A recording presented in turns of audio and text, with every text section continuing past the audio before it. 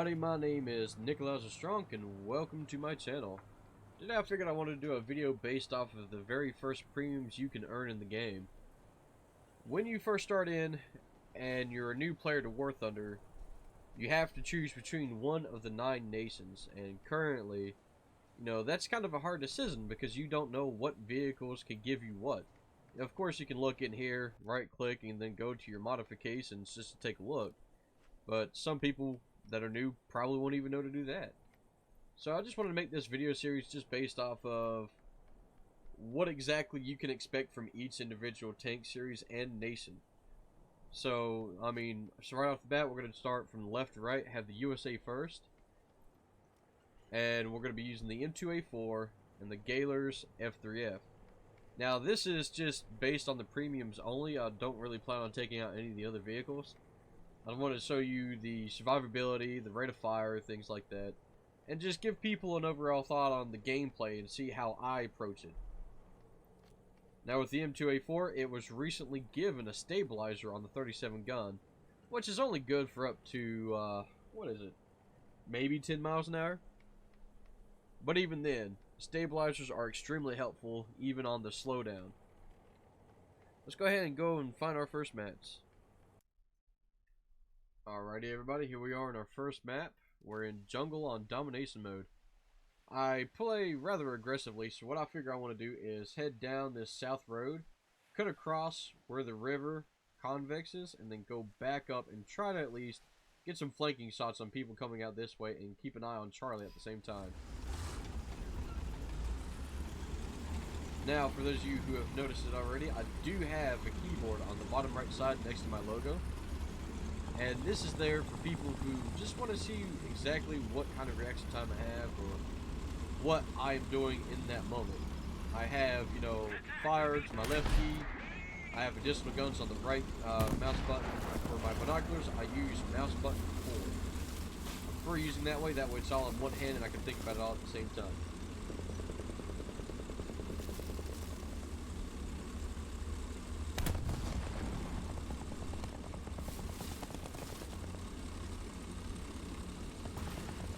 The M2A4 is a pretty nice little vehicle.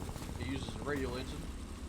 It's not got the best in the way of armor, only 25 millimeters, but still, for some vehicles, that's more than enough.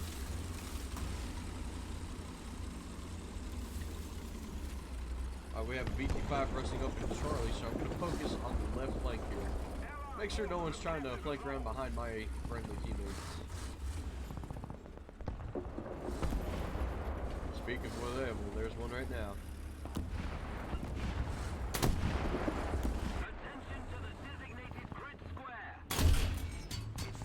Alright, took out his gun. Now that his gun's out, that means he's free range. So let's move in unhindered.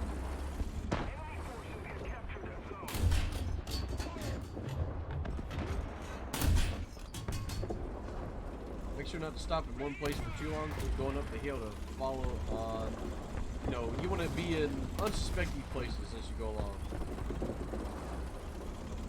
Keep them guessing where you're at, that way you don't have to really be worried about enemies. While we're making our way up here, always check out the right side. Make sure there's nobody that needs your help. Let's see, there's one over there in the distance.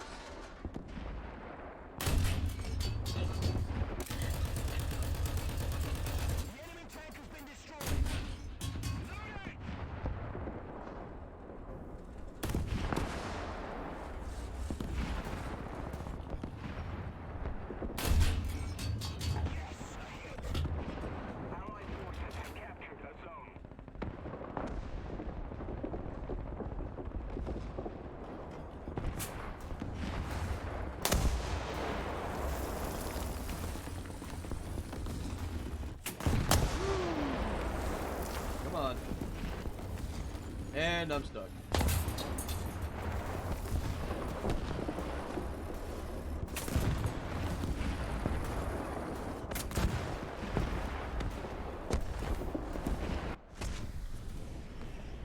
Guys have put in sliding physics recently, and that's really a pain in the because you have enough traction to get up there.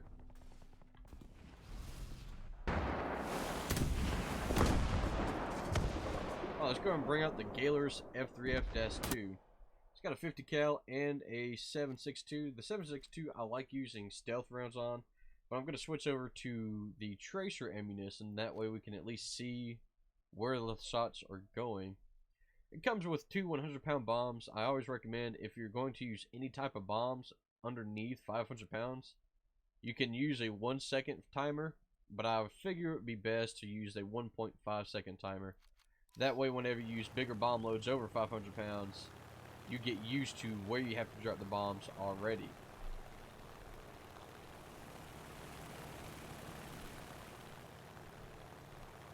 Attention to the designated grid zone.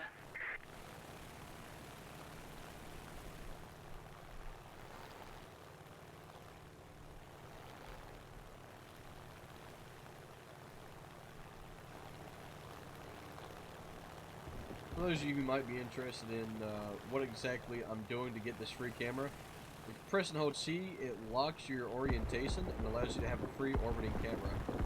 And you can see all these shots ringing out. He has a certain distance before the fuse activates in it. I'm not really worried about it. I do want Luan to get it.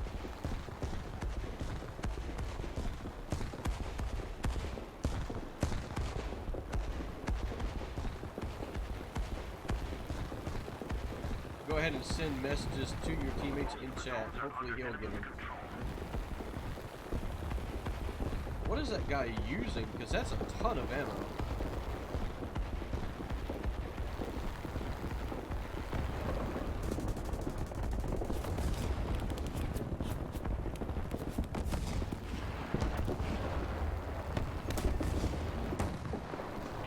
Luan's not paying any attention.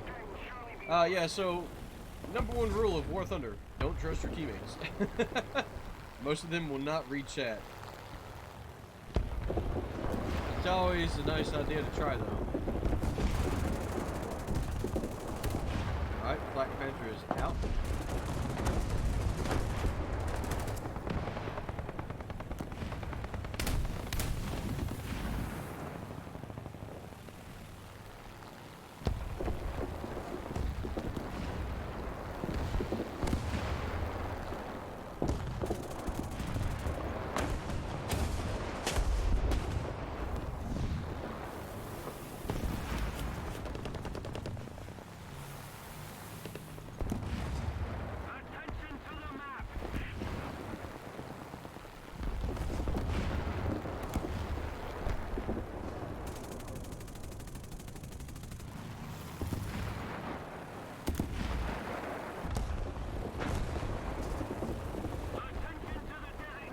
I see the enemy aircraft up. Let's try to be careful and conserve our ammo a little bit more.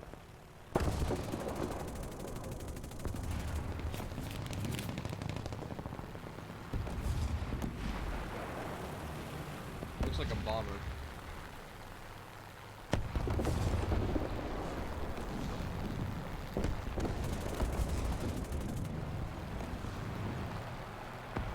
Come up from underneath.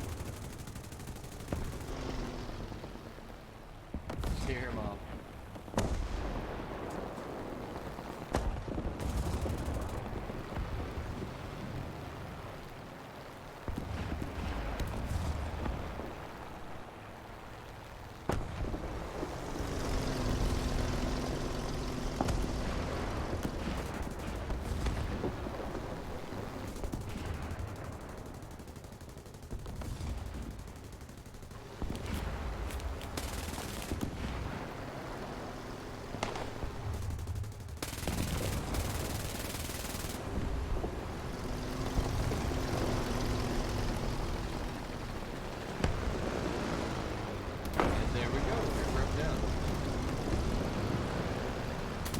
Always aim for the engines on things like a DO-217 or anything like that.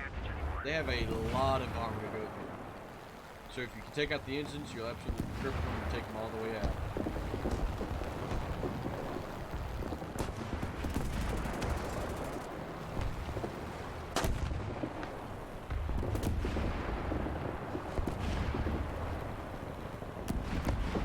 Now, low tiers like this, I really don't recommend flying all the way back to your airfield and all the way back unless you have a large bomb. Other than that, it's just not really worth it.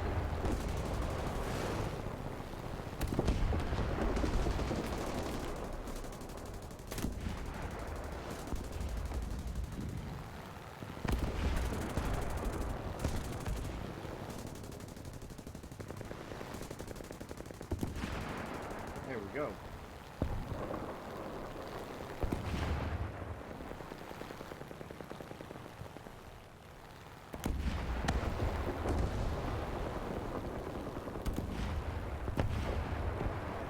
Now let's see if I can't pull a little trick off.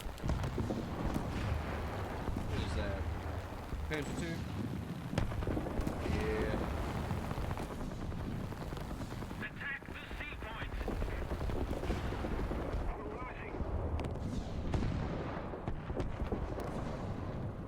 Get our gear down and out. Try to do something a little sneaky. If you could just manage to touch it. Nope. Oh well, can't say I didn't try.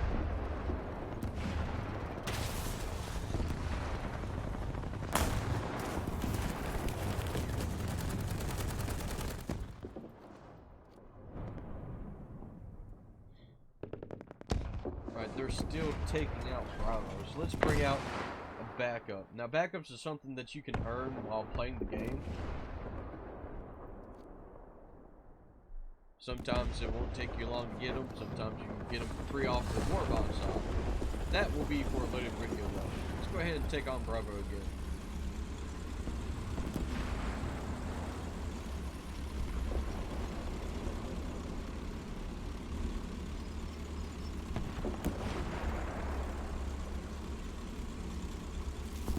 No longer have advantage.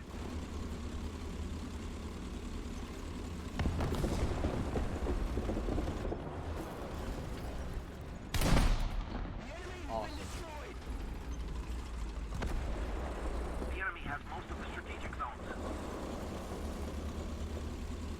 Now a little trick you'll see me use often is if you're in binoculars mode and you press and hold the fire button, it will aim in that direction, but just hold on to it.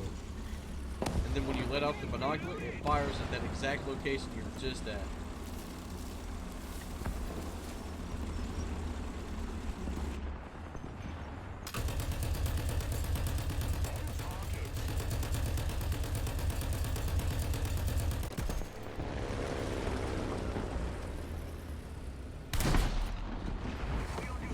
Alright. They can take care of Bravo. I need to go ahead and charge down on Alpha. Oh, well, Alpha's being taken. Never mind. Let's head on towards Charlie then. Normally I would say stay on the point, capture it out, but I want to win. So I'll do everything in my power to get down there and take them out.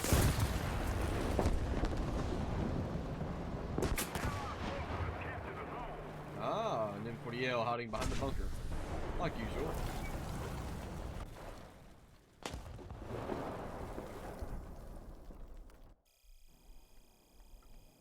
Alright, well that matches out, but as you can see, the Galers is actually pretty fun.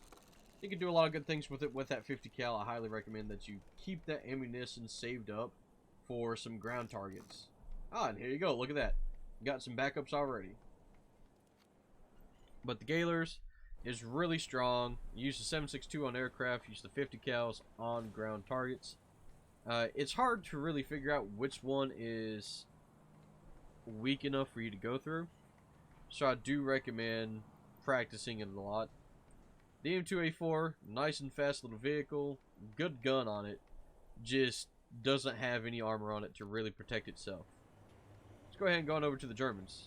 With the Germans we have Flegel's BF 109. It's got two 7.92, so it's definitely weaker in terms of armament, but it has a lot more ammunition. And for the Panzer II-C, which is the premium tank you can earn if you play Germany first, it has a 20mm KWK-30 cannon. Not the fastest rate of fire for a 20mm, but it's still really nice. Got a little angry face on it there. Let's go ahead and pull out this match. Alright, and now we are on Tunisia. very strong map for the German team. We do have HVAP, which is high velocity armor piercing tracer cells. I highly recommend taking this out in the Panzer IIc, purely because of the armor penetration rate, 64 millimeters at 10 meters of range. It's one of the strongest vehicles at this tier. I would say out of the 9 different vehicles you can earn for free, it would be probably 3rd strongest.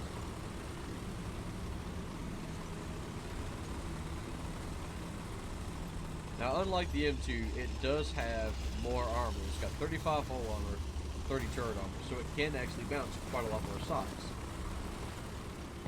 But another thing to know is that in the turret, there's only 1 crew member.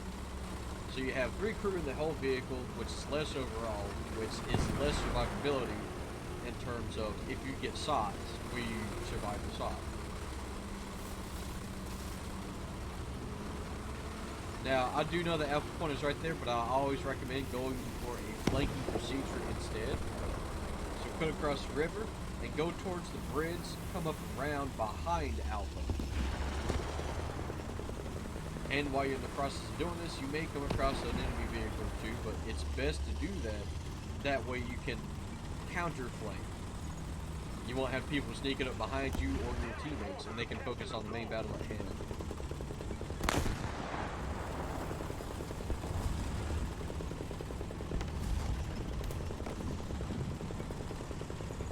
Americans, Russians, and French.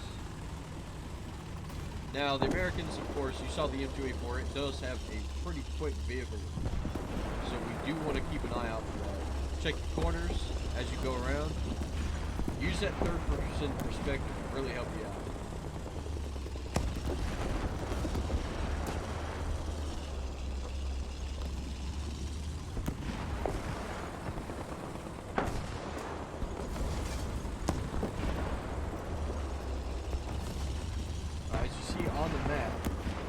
Line there, so that is a light tank that's been spotted on the right side of the map. Just keep an eye on that direction and be careful as you move in there. You saw some gun debris. Looks like he's down.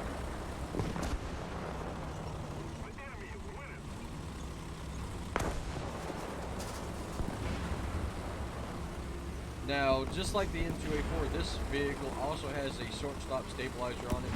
It's only effective at really slow speeds, but it's still good for whenever you move on cruise control 1.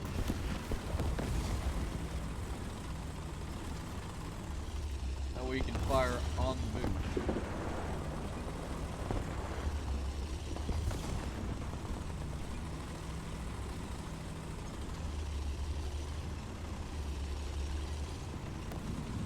I'm not seeing anybody.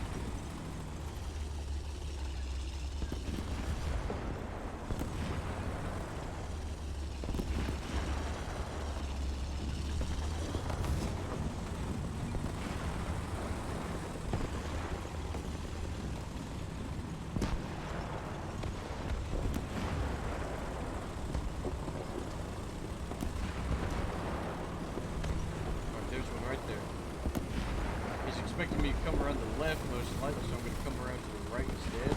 Go to cruise control 1 and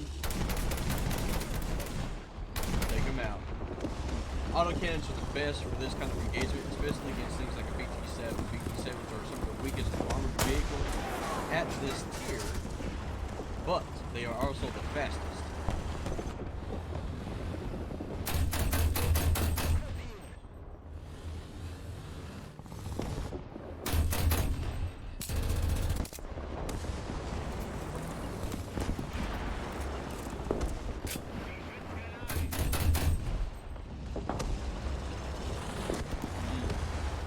That's actually their spawn. You don't want to be there.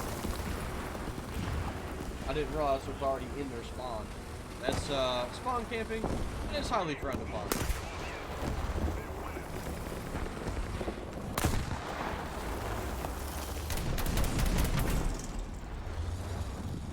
As you can see, because of that 35 millimeters of armor, I am able to bounce a couple sides.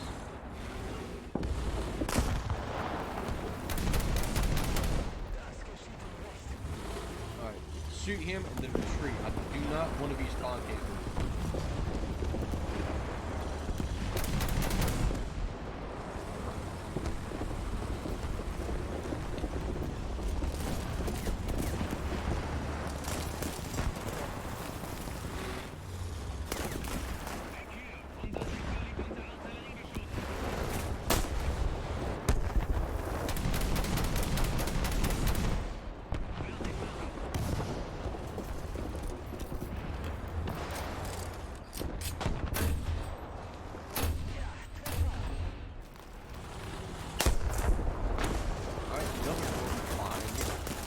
Turned around.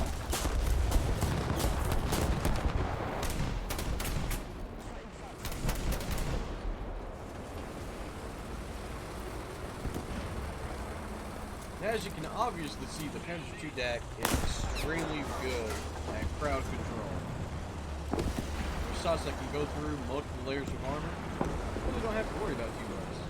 This is actually one of the best ones for just grinding money for low tier server lines.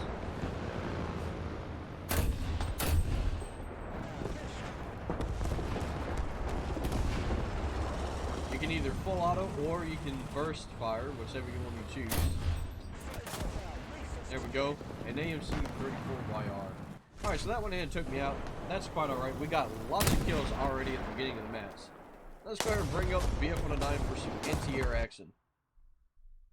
The 109 only has 13mm of pin, but it does come with the benefit of APT. Every single shot does damage. It's guaranteed.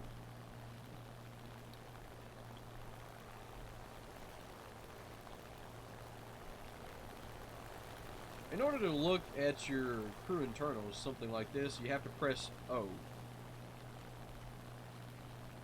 I was just thinking about that. But the two cannons are now mounted right above the nose.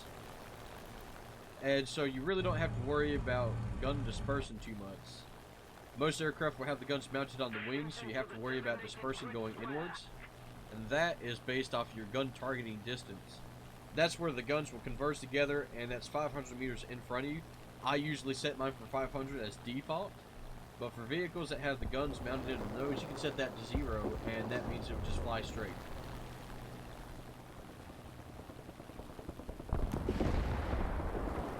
Now, in terms of looks, this thing looks much better.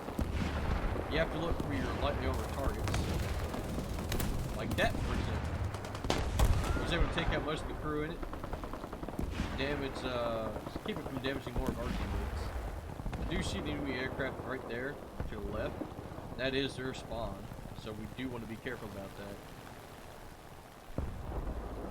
The BF-109 is really good at climbing. It's got a very powerful engine, so we will want to climb, get the height advantage, and then swoop back down on top of this enemy. Now it looks like he's heading to the airfield, so we'll just let him go. The airfield has anti-aircraft ability, and it will absolutely destroy you. Yeah, it looks like he's heading back. We'll just leave him be. In the meantime, we'll look for lightly armored targets, trying to take them out. Anti-aircraft, I do not recommend going after unless you're extremely confident in your flying abilities.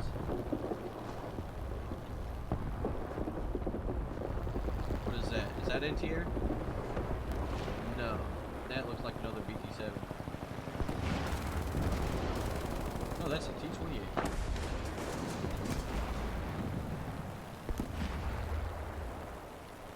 Hey look, another vehicle spawned in high. So once again, climb and get your height.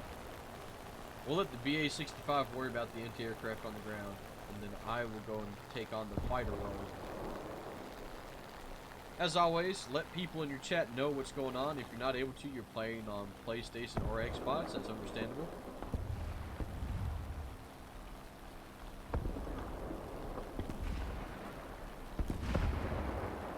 Just let them know, that way they at least have some idea, and if they don't read chat, then that's all on them. This looks to be a biplane, probably an I-15.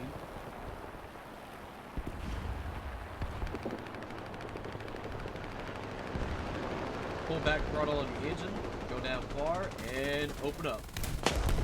There you go, first kill. then on your way out of the dive, go full power, use your War Emergency Time power, and then go on out. Very nice. And there you go. You already got thanked. So you let the friendly of interest know, you took out the enemy, and you got thanked all in the same battle. You do earn friends that way. Sometimes they will remember those actions and try to friend you in War Thunder. And playing in a platoon is more rewarding than playing by yourself. So try to play with people that you are, you can trust. He's out on his airfield right now, and the battle is just about over, so I'll say that's a pretty successful demonstration of the Panzer IIC's abilities.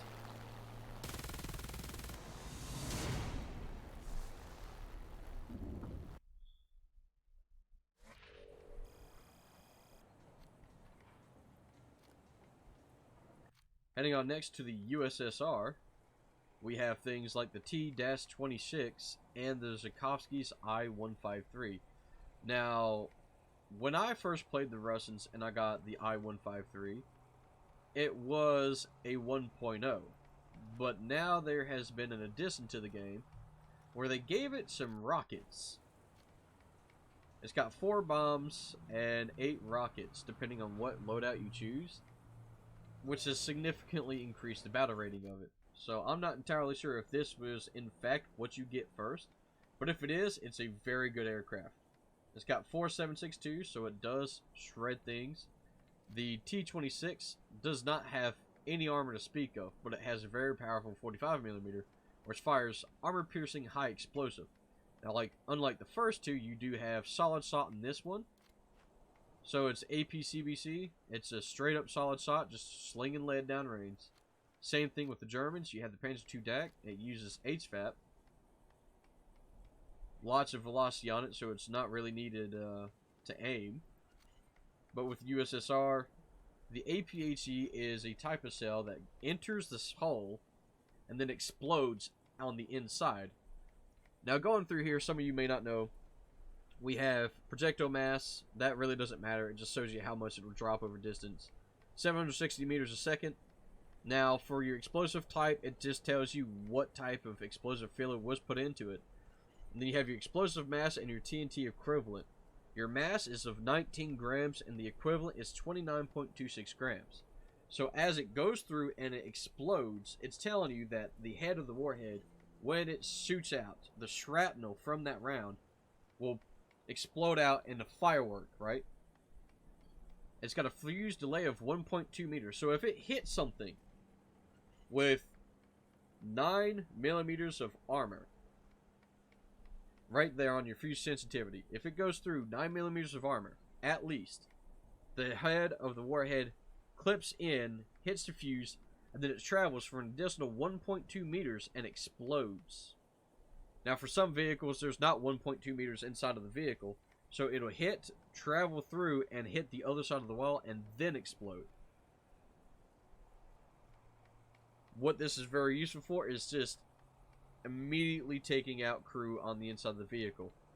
It's actually a really good way to take care of enemies. It's just shoot them in the side, shoot them in the turret. You do have 70 millimeters of pin, but of course we want to look at the 500 meter range. So 60. Always doubt that you have 60 meters of pin. Let's go ahead and start this match up.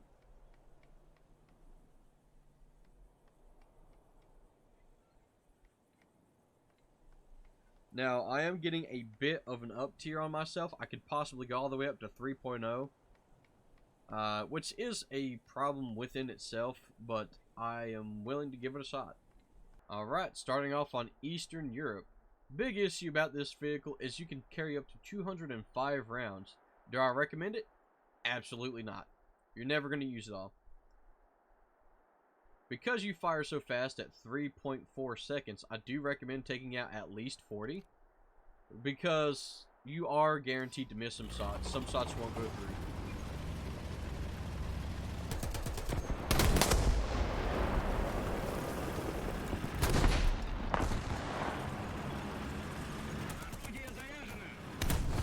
So the bad thing about this is there is no real armor protection. You're not really going to survive any shots.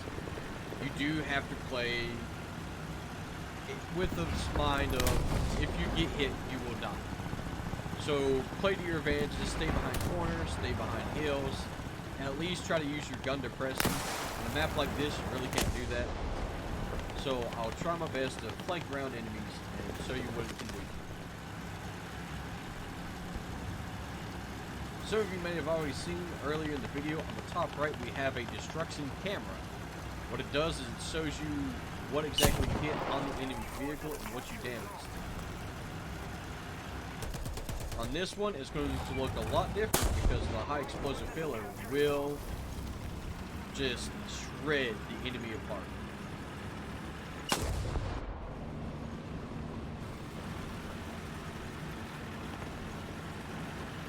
I feel like this one might be the one I have to do multiple takes on. I'll be honest. If I don't, I got lucky.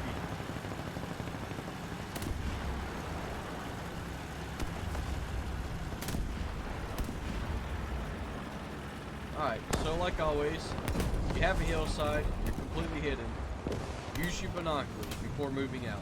This is the safest way to check on enemy movement. Currently I don't see anything, so let's back up and check the other side.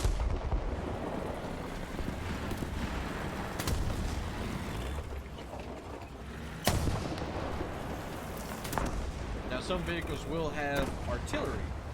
To make an artillery check, just press 5. And you can aim anywhere on the map, but you can change your arty mode. With this one, it's a 3D representation. You see that circle, you just aim in a location. I prefer using this instead because it will show you locations of the enemy on the map.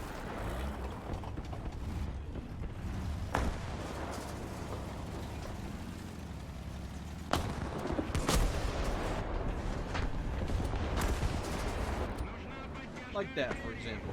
You can call it directly on.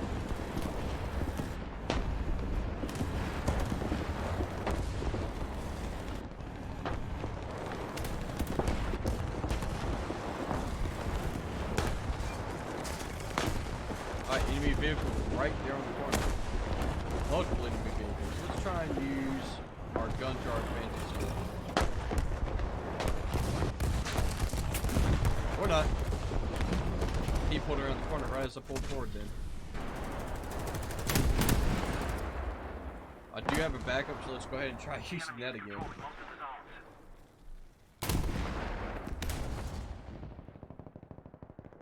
This is one of those maps where whoever gets the program first will usually have the advantage. Alright, round 2. Oh, and an enemy aircraft already inbound.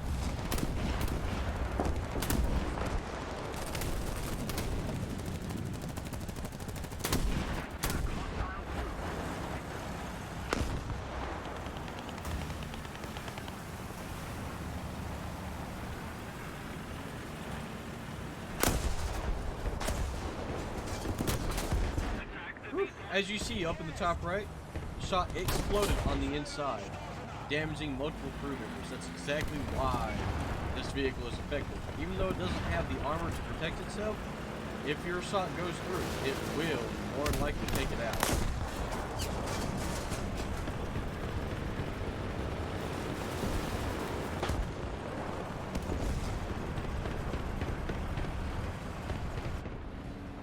Alright, that is a anti-air, so let's use some machine gun fire to take out that last crew member.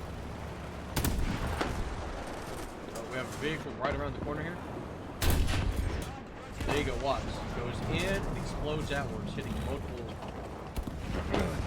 crew members at the same time. Now this thing is really good at just playing corners, so you really want to just go around, take a look around the whole corner before you decide to move on out. I'm still not feeling exactly safe.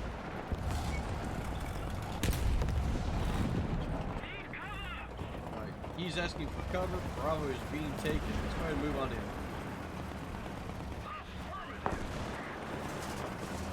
We have an enemy behind us in Alpha already. Alright, let's see if he needs help. Where is he at?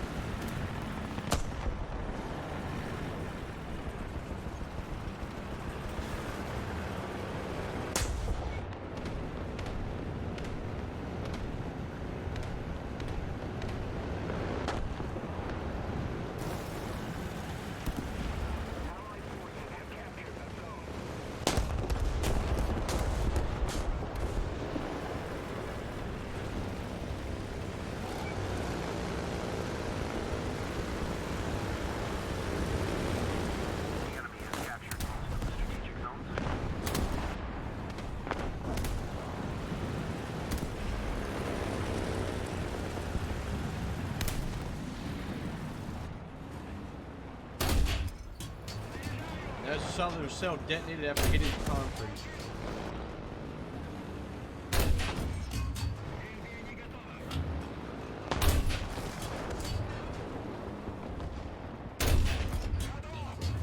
There we go. Rate of fire is now coming into play. 3 kills within, what, maybe 10 seconds? Close to 15, probably. But that is the power of the T-26.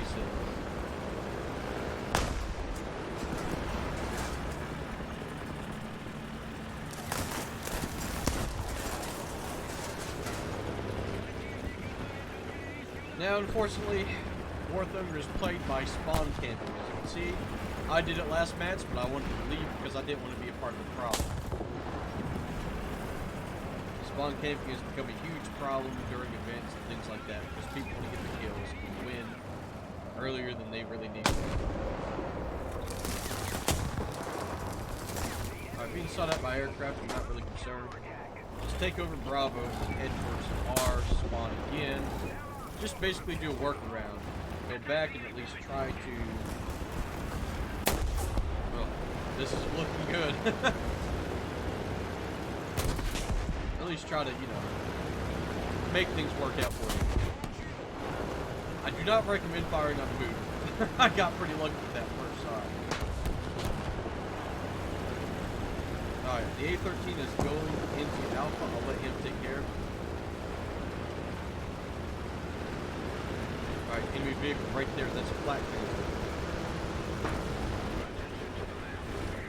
If even so gets one shot off on me, we're dead. So we'll try and be a little bit more cautious.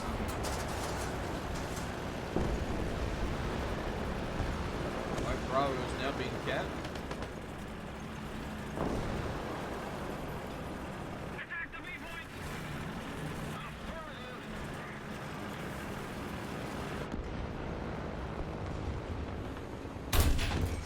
Go.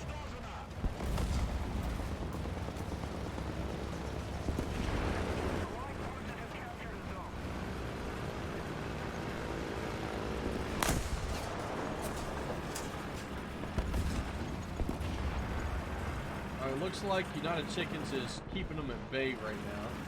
He did take one of them down with him. Now, the worst part about being in a town like this is you never know what direction the enemy will come from. So it's best to be constantly on watch. Even if you do get killed, you can press and hold left alt and click on the map to tell people where they are. Speak of the devil, I have one right behind me. And because we had our team moving in, it helped keep me alive.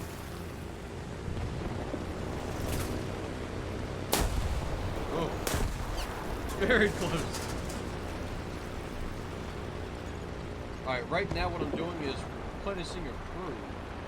One of my crew members died, so now I'm just going to be switching them around.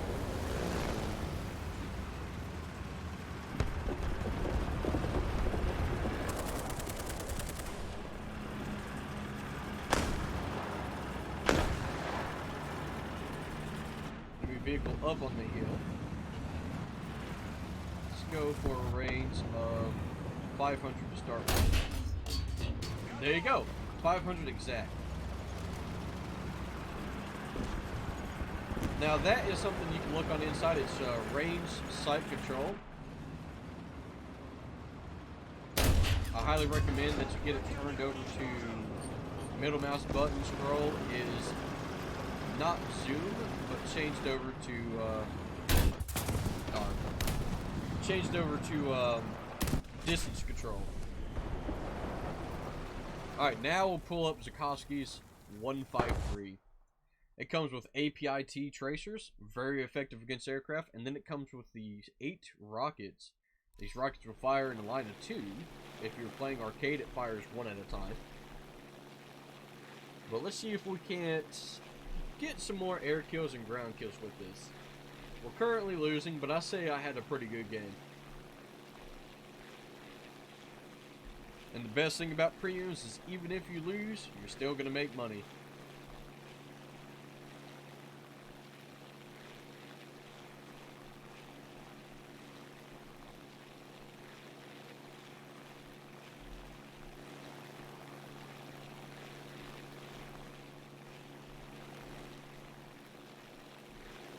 Alright, so there's an enemy doing cartwheels out there, so that's not correct. I don't see any more enemy aircraft over here. Oh, I see one right there. You gotta be careful when making maneuvers in a biplane because you can overload so fast, so easily.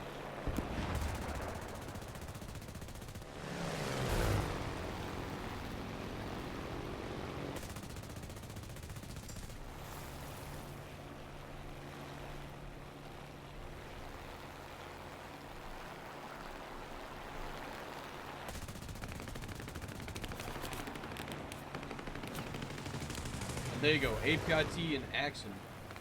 Immediately set him on fire. Now my engine got hit, so it is damaged. Now, I would say it's the best time to go head on with enemy vehicles, just to get killing shots off. Allied forces have captured a zone. But as you see, these 4 cannons, or machine guns, just do absolute work for the enemy team.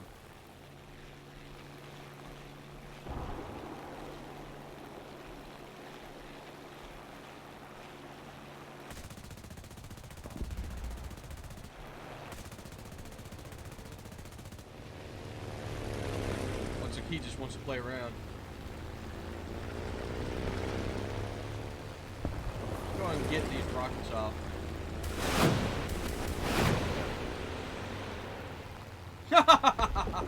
Excellent. What a hit.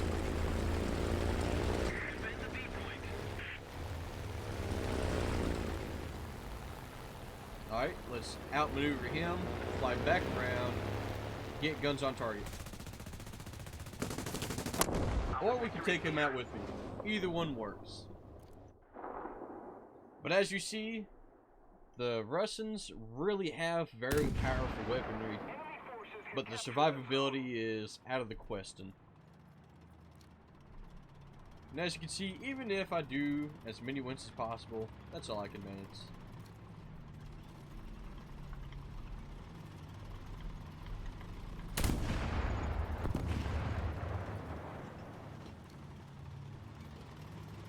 And I do believe we managed to pull this around. Excellent. Oh, talk about doing some work, everybody. Oh, my word. But as you see, I do have a premium account, so just take what you see here and just cut it in half. That's pretty much what you earn if you do not have premium. I was gifted premium by one of my viewers on Twitch, so thank you so much to Grim Rain. Let's go ahead and, actually not Grim Rain, that is Velveeta Cheese that did that. Let's move on to Great Britain. Now this was going to be a much easier match for me. Everything is 1.0. Now once again we have solid SOT, and they do have an APHE. Looks like these SOTs were added in. Most vehicles, whenever you first get them, it just comes out with everything pre-done.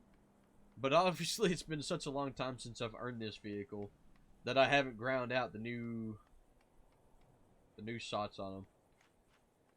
So let's see here. We have APT, APCBC, APHV, which is really just really good penetration shots, solid shots like you have on the M2A4. But you also have a PHE at low tier.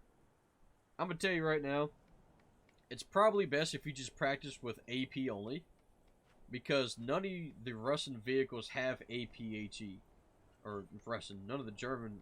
Wow, I'm being terrible. None of the Great Britain vehicles has any high explosive filler as you go further down the line. For example, 2.7, all you have... Oh, wow. For example, things like the Cromwell, you only have solid shot. Things like the Churchill 3, still just solid shot. All the way down to things like the FV4202, still just solid shot. So as you go through, I highly recommend just use your armor piercing rounds. Get used to the characteristics of those cells. Learn how to properly aim for multiple crew members. Now with biplanes, it's always the same old, same old.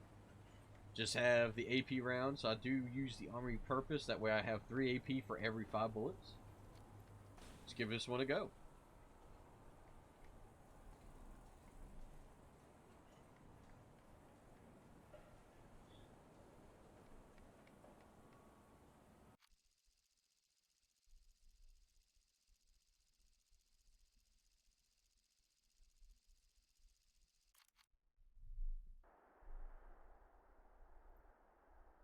A 3.2 second reload time, so let's go with 40 again.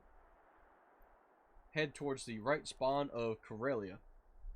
Karelia is one of the first maps that ever came to War Thunder for ground vehicles. So it is quite small. It's really meant for low tiers, but you will see it in high tier battles every now and then.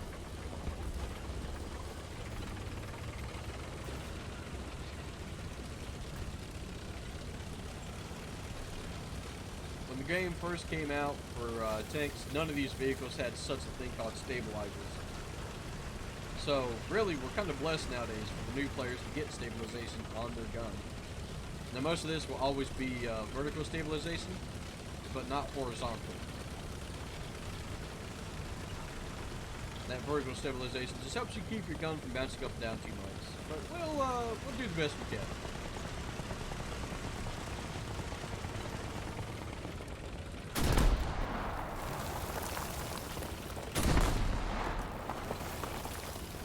Now, same thing with the Russians. The A13 is in the same issues with no armor whatsoever. No armor to speak of, 14 millimeters. That's not going to stop anything. It'll only stop light arms fire like 7.62.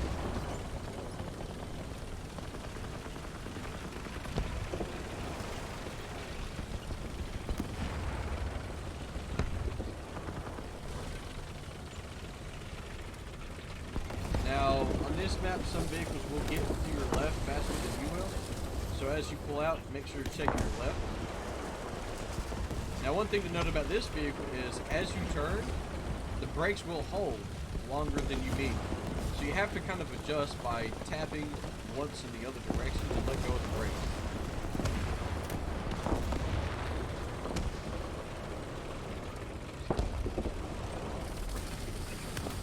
See, it just keeps going.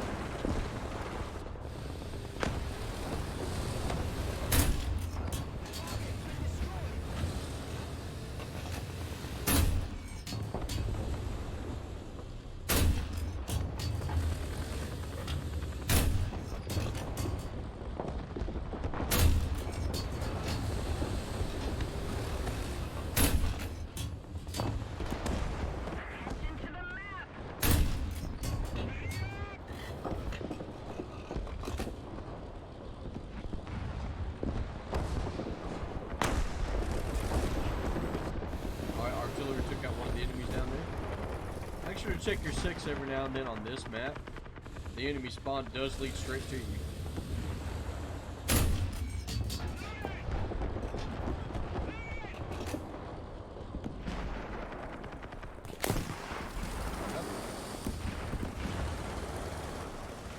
But it's very fast rate of fire, but not very good at killing vehicles. It just passes straight through most of them. turn radius is an issue, so it is annoying for some of the players to get used to. Your vehicle will turn more than you expect.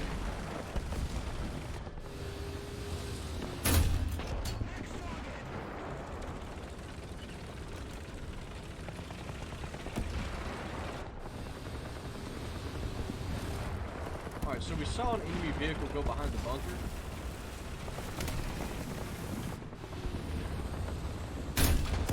Take out his transmission. Get out of his line of fire. Easiest way to deal with something like this.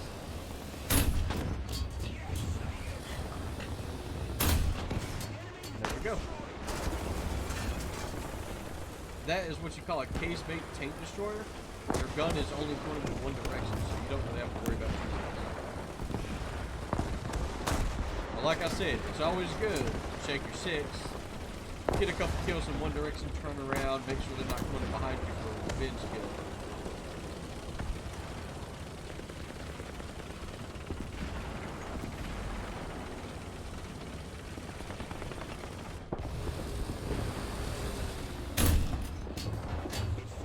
Well then, I'm pretty sure that shot didn't go anywhere that I aimed it. So maybe gun dispersion is an issue on this vehicle.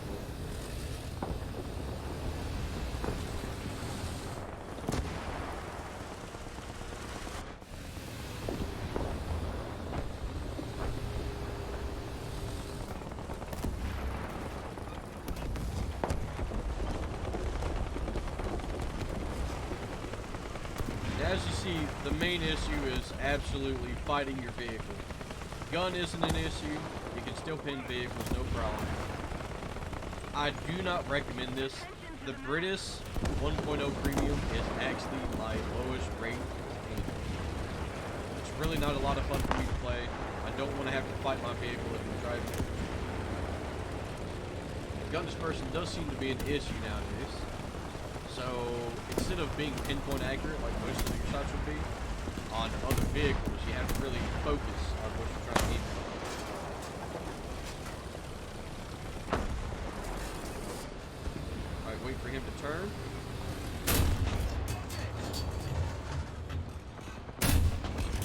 Take out his gunner.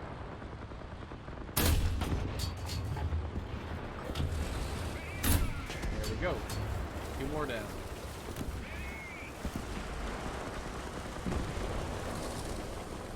Now this is right outside their spawn. It's not technically spawn camping, but it is still an ambush position. Let's go ahead and leave this spot again. Make sure you check your right down here in this little valley. As you can see, there's a road there, and some people will use it to get up behind it.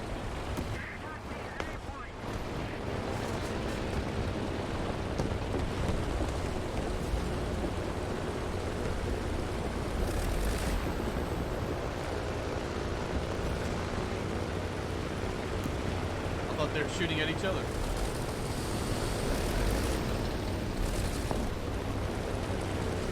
Loads of players right there. Looks like we have ourselves a spawn camper. Let's see what we can do about that. But first, let's head over towards Alpha. Make sure no one's going to take that out. But first, go towards Bravo. Give them something to think about. Decap Bravo. And make them want to turn back around. Now, does this put you in excessive danger? Absolutely. But it helps out the team. And War Thunder is all about being a team-based game.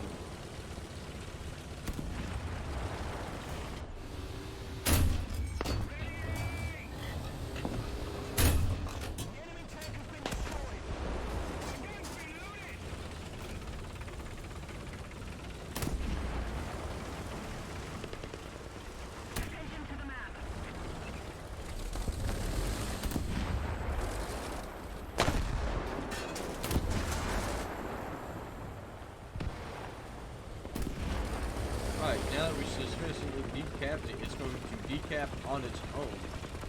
We won't have to worry about it unless someone else gets in there, an enemy tank, trying to recapture the point.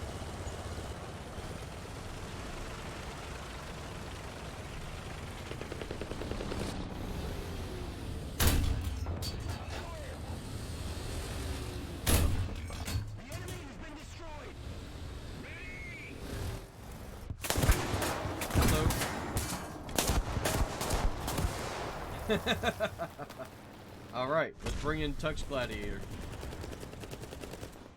That is an anti-aircraft vehicle, and it will tear everything apart. Same thing with the Panzer IIc, in fact. It actually has a 20mm with lots of penetration. Now, Tux Gladiator is kind of in the same boat as the Galers, but it only has 7.62s. They're all underneath the vehicle. You have 2 in the engine, but the other 2 are underneath on the wings. Not really the best for taking on ground targets, so it's more of an anti-aircraft fighter.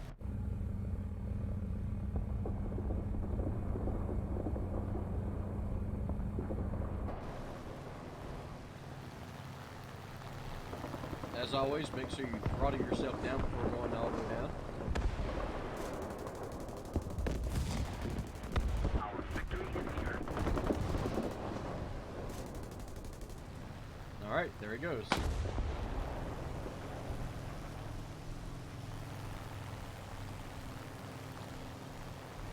Now, I do not recommend doing a lot of things. Oh my word. You play, how dare you do this to me?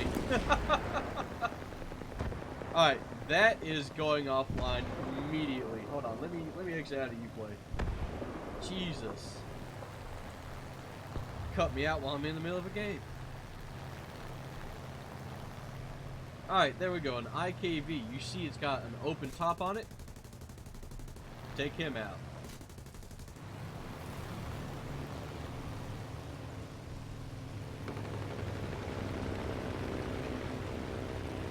As you fly over, you just use C key, look down, just, you know, try to find any more enemy officers on the ground. You can't really do too much with this. There's just mainly anti-air and like, lightly armored vehicles, open top vehicles, or trucks. Those are the only things you can really do with these maps.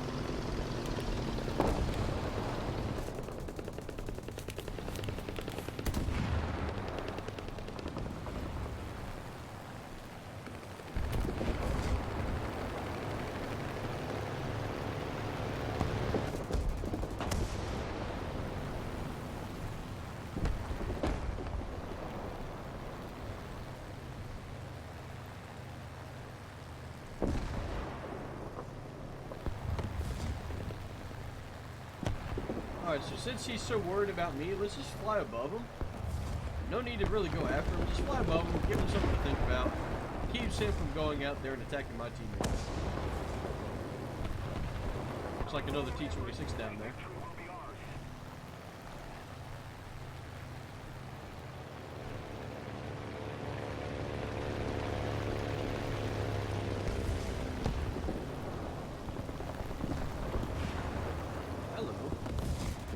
And another T-26 right there. At least let our A-13 know. When you shoot an enemy vehicle with an aircraft, it spots them on the map for everyone else. But yeah, now we're kind of sitting in a location where we can't really do too much. We're just kind of hanging out. If anyone decides to bring up an aircraft, I can definitely go after that. But as of right now, we're just going to fly around, distract some people. And there we go, just like that. Enemy aircraft up. Thank you, guys. Thank you so much. Enemy forces have captured a zone.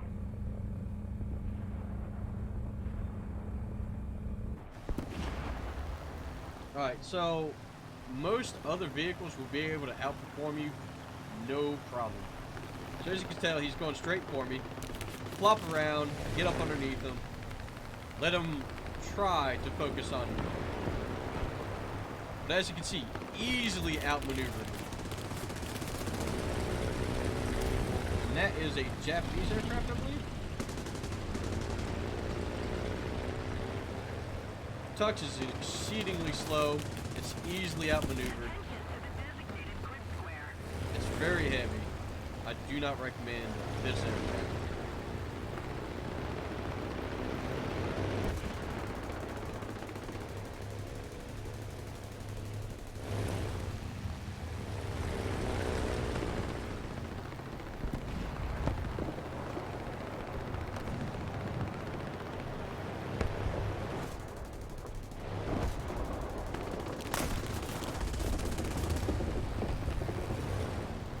Looks like he broke off my rudder, so I'm most likely gonna go down.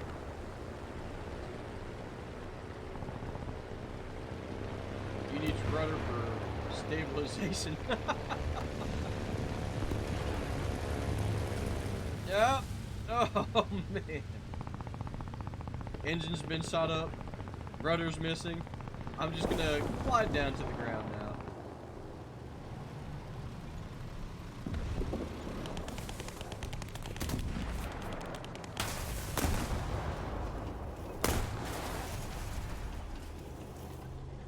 Alright, I'm gonna go ahead and call it here. I do not want to use the backup on this vehicle. As you can obviously tell, Tug's Gladiator is very heavy, not very good for aerial combat. The A13 has a wonderful gun, but most of the hull characteristics just aren't worth it.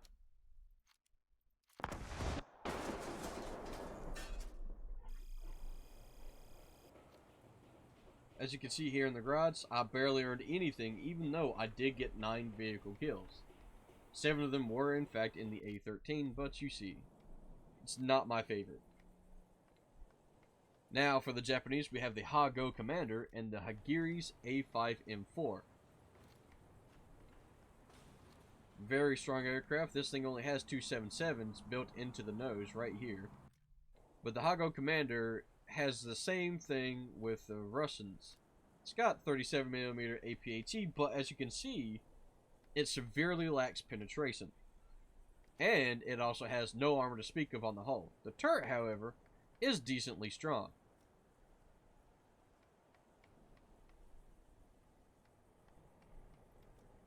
Let's go ahead and try matching this. I can't guarantee anything really will come of it. 37 pin will not actually go through most of the armor in the game at this tier.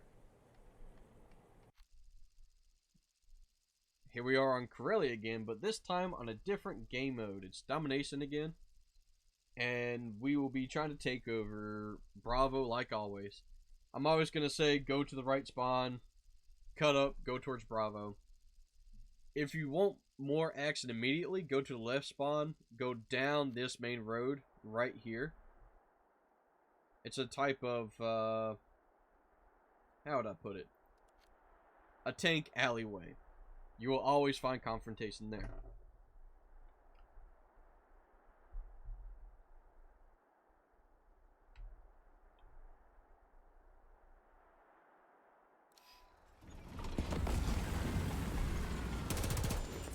Now, the one good thing about this tank, lots of mobility, and it comes with smoke grenades. Most vehicles at this tier won't have smoke grenades. You can use this as an emergency getaway. Now, as you can see, it's sawed off to the left. So if you want to smoke in front of you, you're going to have to turn your whole body and hull, fire them off in front of you, and then turn around. But if you're in a bad situation where someone shoots you through the front and you can't turn, not much you're going to be able to do about that.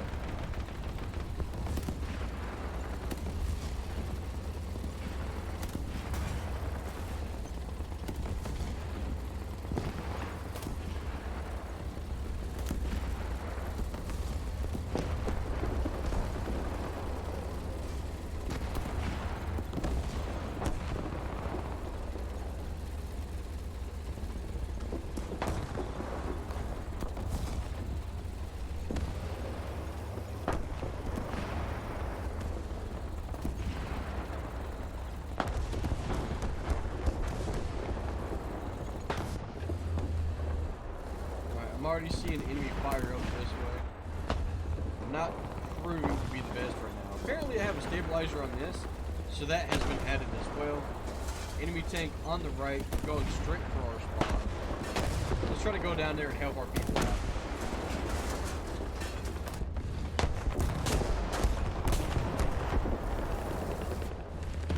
Aim for the back of the turret. Take out the gunner. There we go. And as you see, there's a lot less explosive mass in these cells. Once again, I will recommend not playing this tank unless you want to grind specifically for a tank on the Japanese tech tree. It's just not something to have fun with. It's hard to use because you have so little penetration. You can't just fire away willy-nilly.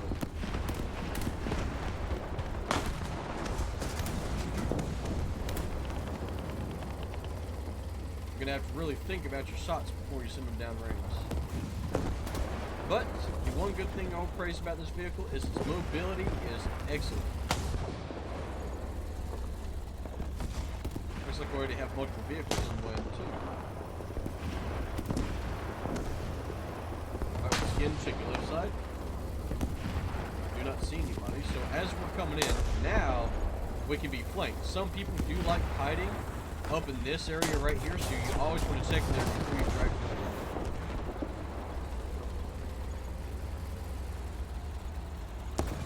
All we're going to do is decap the zone and just drive on through.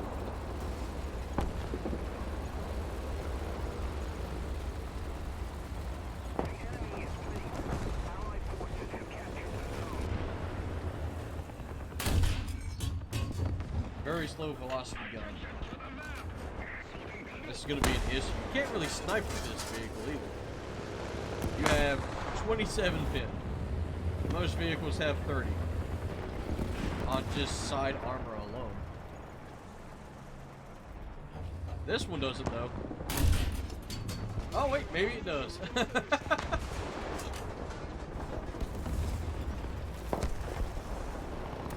Oh, it's going to be such a pain to play this vehicle. Try to use my speed to our advantage. Get around flank vehicles that you're waiting for. Alright, you see him right there. Look at that. Look at that. You're hitting, but you're not really killing.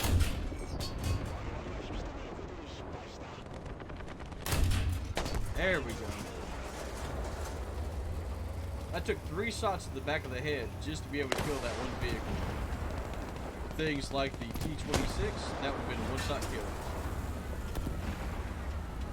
Another zone captured. We have advantage. Now, one good thing this tank does have is a very good amount of gun depression.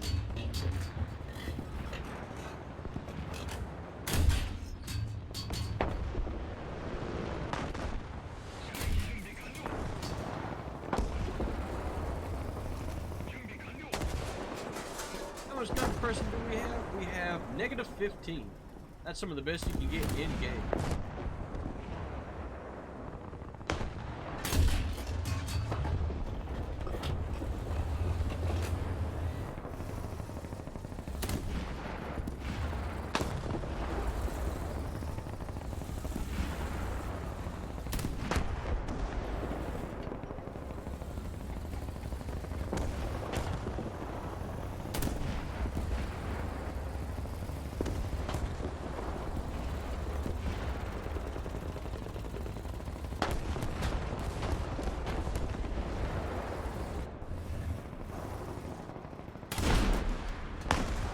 Alright, let's go ahead and pop some smoke.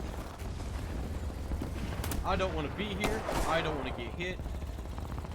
As you see, it automatically pops a smoke grenade out, and you can freely retreat as long as you're fast.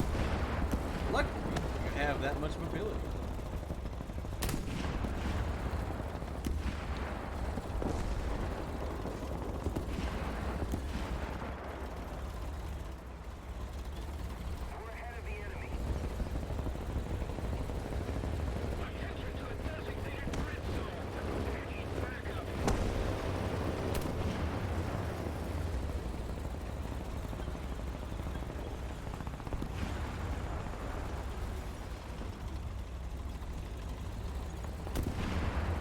So now that we've successfully distracted him with some smoke, let's go ahead and flank him.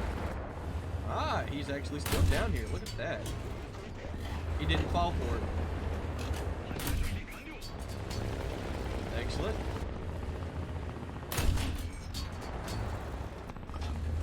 But as you see, it really does not do a whole lot of damage. You're going to have to really pay attention to where you're shooting. I even shot him in the ammo twice. It still didn't do anything. And there we go.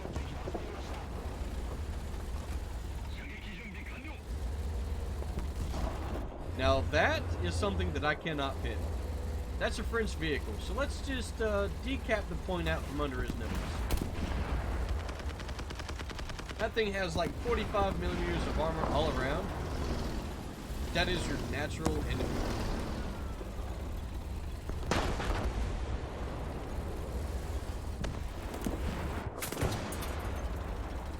Let's get a little bit further down. Not even that's good enough.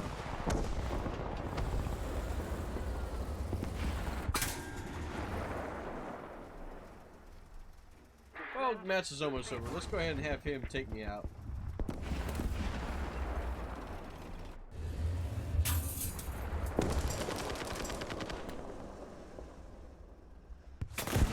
Alright, buddy. You gotta aim for the hull. A little bit more forward. Right here. Right here. Right here, buddy. There you go. Oh, someone else got me. Alright, let's bring out Haguri's A5M4. Now, the thing about this one is, it's just like the BF109. It's going to be slower than it, but it has two 7.7s. Not going to be really good for taking out ground targets, but man, let me tell you, this thing will outturn the BF109 any day. Now, the one thing you do have to worry about the most is there's no armor to cover the top of the pilot. So if anyone shoots bullets in between this area, you're automatically dead. That's called a pilot snipe. Not really much to have to worry about, but yeah. Still wanted to bring it out, show you what you can do with it.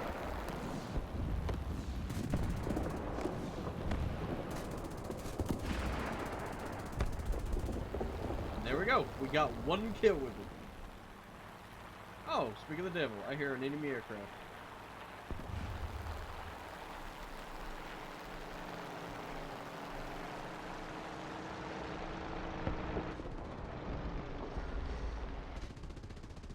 That looks like a French vehicle.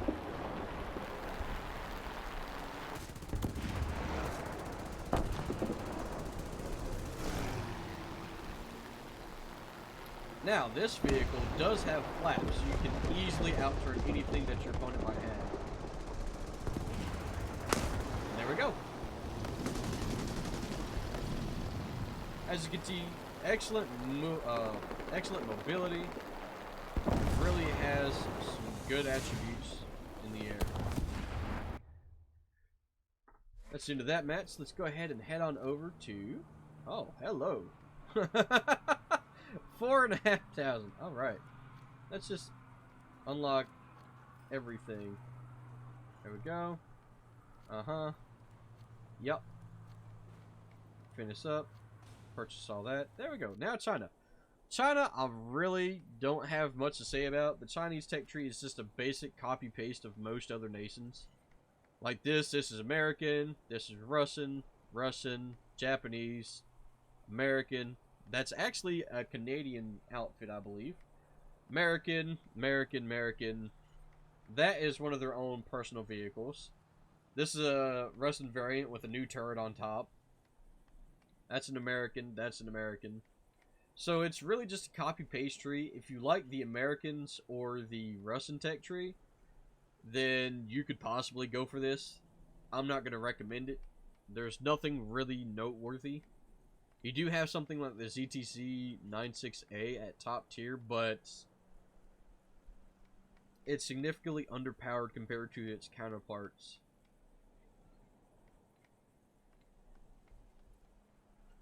The Hawk is very unique in the sense that it has a very large bomb load. As you can see, it's got 4 100-pound bombs and a single 500. Now that 500, of course, I did say we do want a 1.5-second time on it. Now, I'm not really sure how I want to go about this. I don't want to play the T-26 again. You have seen gameplay of this almost already, so let's just focus on the air realistic aspect of it and use this instead. Italians. Yeah, okay, cool. So on this one, we'll just do air realistic only because we've already seen what T-26 can do.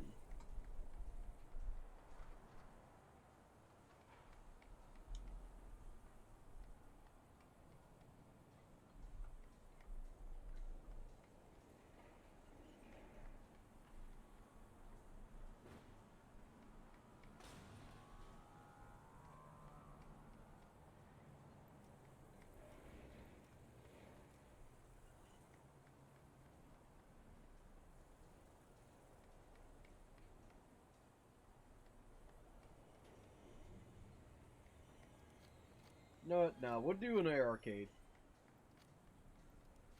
That way we can just jump straight on in and you can see what its bomb load capabilities are like. The guns are the exact same as you saw in the previous aircraft, right in the nose. You don't have to worry about too much.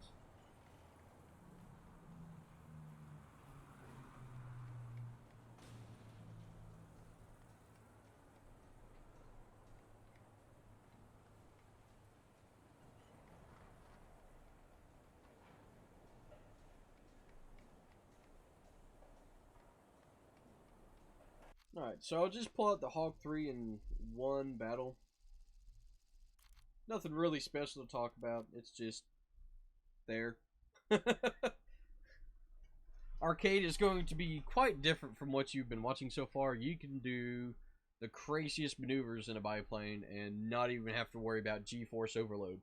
Arcade is just, especially as you see it, it's just straight on boss of the wall action.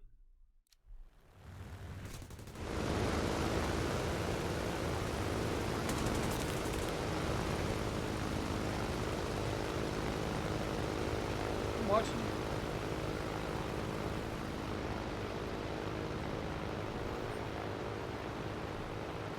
Now in this game mode, it'll be easier for you to learn how to use bombs for whenever you want to switch over to a realistic game mode.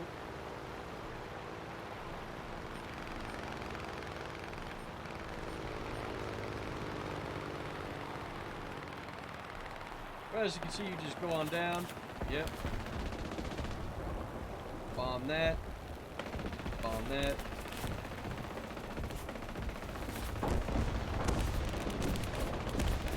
Bomb that.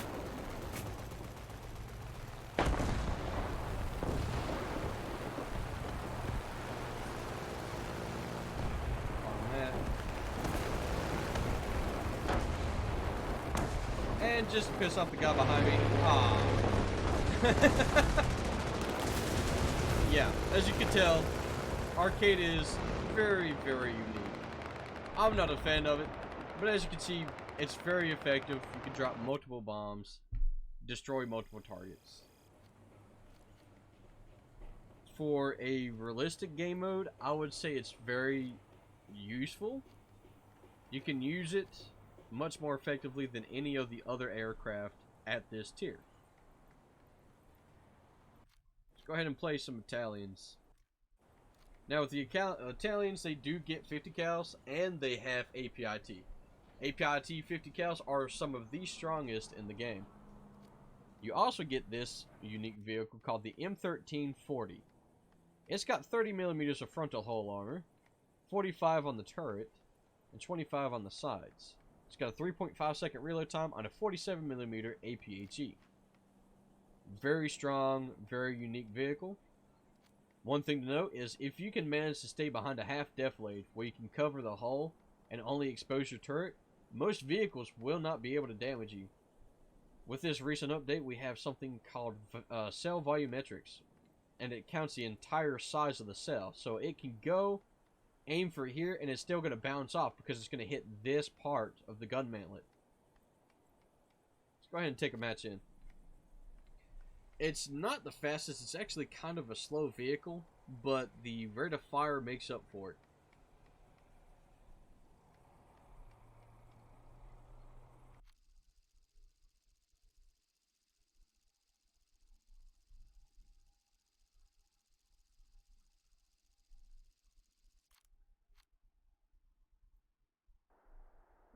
Let's head towards Alpha this time. Last time we were on Kuban, we went towards Charlie. Let's go ahead and go up towards Alpha this time. As you see, we have 40 millimeters of pin at 500 meters. Not the best, but it was still proof worthy if you can hit and pin.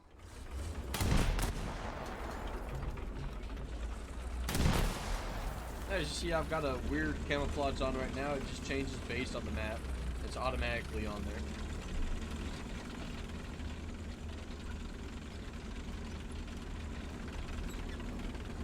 One thing you'll notice about this tank over the others is it's all bolted on.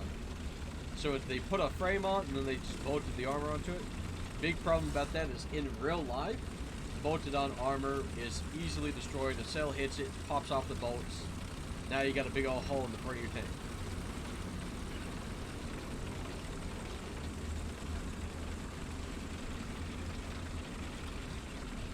This one has a top mounted gun. I think that's a 7.62. It's 8mm. It's got a top mounted 8mm, good for anti-aircraft. You don't get to aim up too high, but it's still something.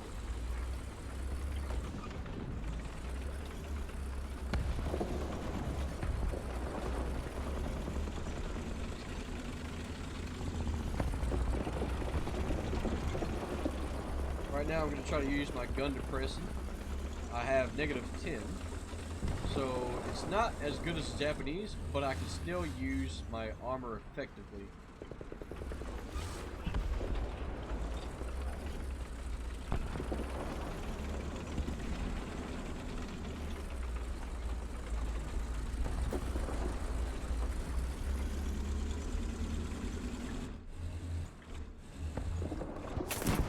Oh, speaking of the devil, shot from up on the left.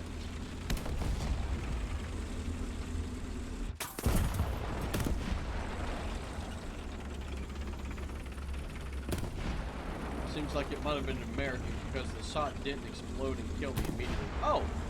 Wow. Okay.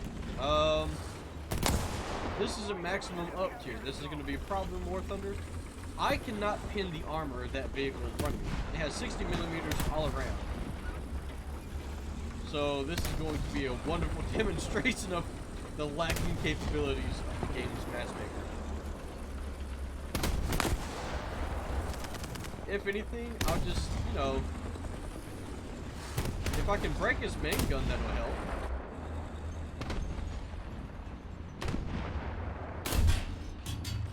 Nope. Just like that. Nothing you can do. The B1 Tur is incredibly strong. Not worth fighting at this tier.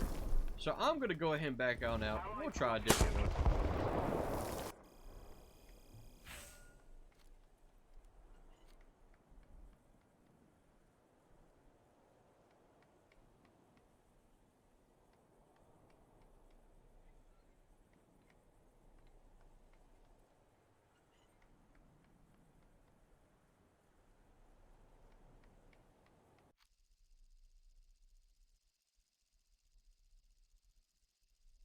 Alright, here we go. We are on Tunisia again.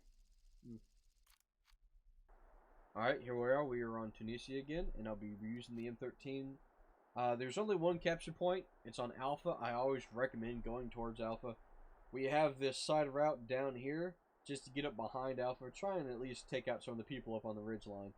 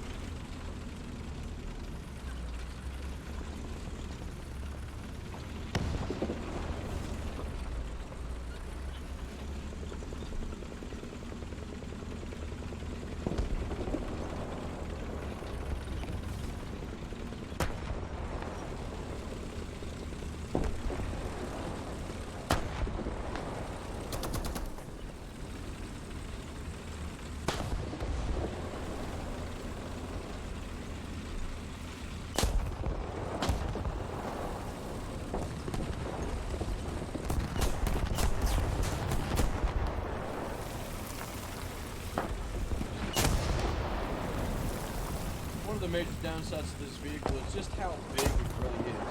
They built it for comfort, I would have to say. It's very tall. You can easily walk in this thing.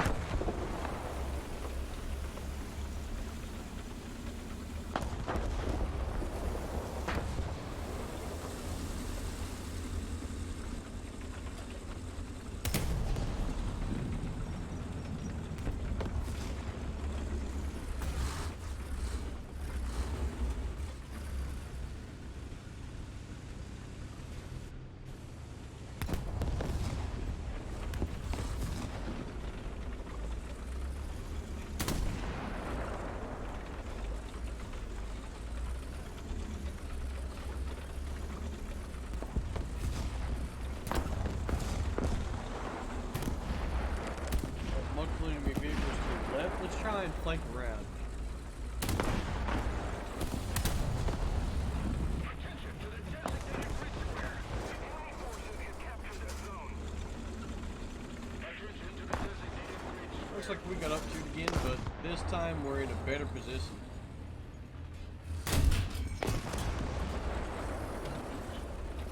That is yet another French vehicle I can't go for. Attention to the designated grid zone. As you can see, it just bounces harmlessly off.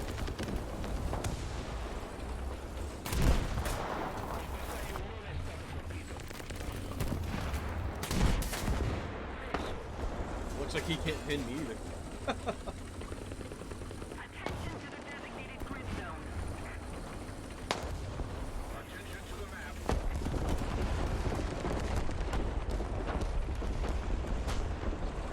Repairing.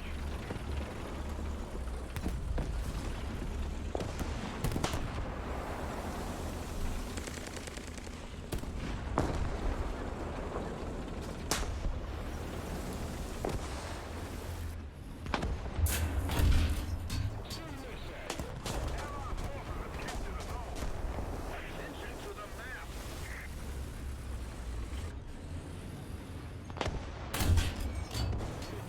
I always take the easy shots in this kind of a situation.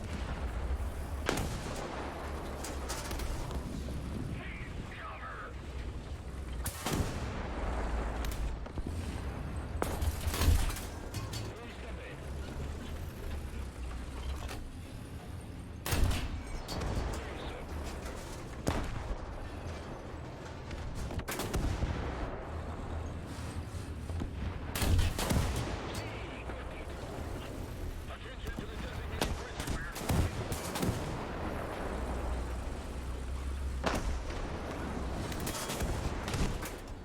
I feel like we're having a slap fight right now. Cover me. One of the vehicles has disappeared from out back.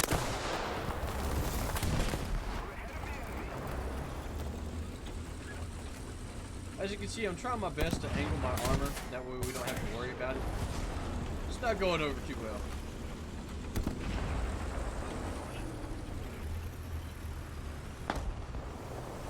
Cover me.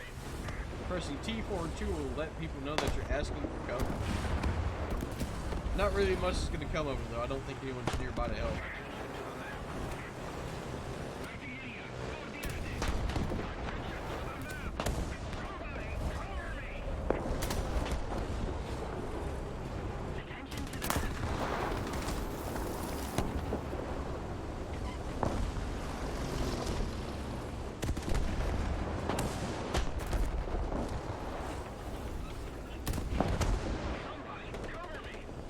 Attention to the designated grid square. L3 can't help. Not enough armor fit.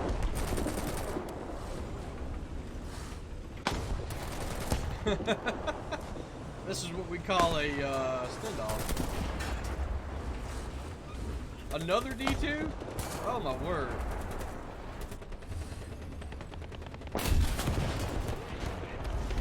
Yeah, not really much I can do here. French vehicles are some of the best for their armor proficiency alone. Alright, yep. There we go. We need to take out the one in the back. The one in the back is more deadly than any of them vehicles. Alright. Nope, nothing we can do. So as you can see, when you're fighting French vehicles, you're really outclassed. But if you can fire on anything with less armor than your gun value, you have no problem whatsoever. Just keep it up. Let's go ahead and pull out the Merculin CR-42. Very agile vehicle. 250 cals in the nose. Lots of damage potential. Now, I believe this will be the end of this test. I'll go out there, try to take out any aircraft I find, take out the Su-76 that got me, because it is a open-top vehicle. Helping out your teammates by shooting open-top vehicles is always the best. You get to take out gunners, commanders, things like that. Things that are quite important.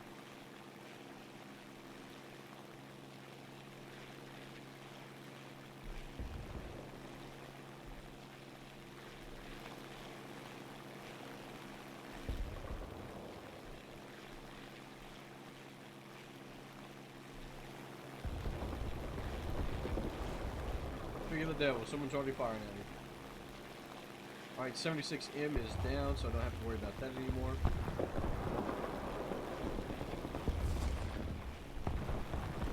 Not really seeing too much down here. How much spin do I have on these rounds? 18. There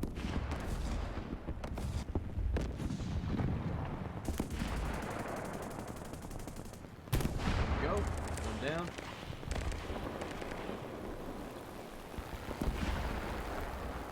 Now, thankfully, the Russians have very thin roof armor. They wanted to have very light tanks, so let's put our guns to good use about that.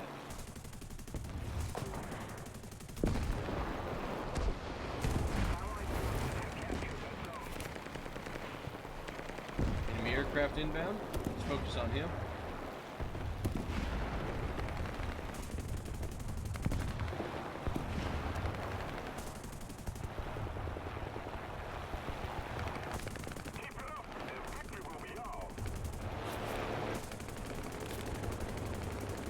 Now, the thing to realize about the Italian 50s is they have very slow velocity.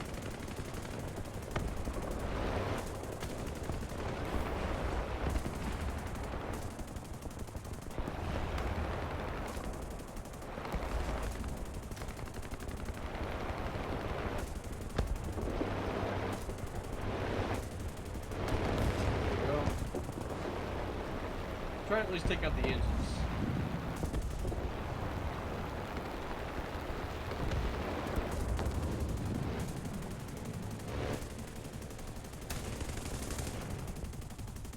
There we go. His engine's on fire. You'll be sure to burn it. There it goes.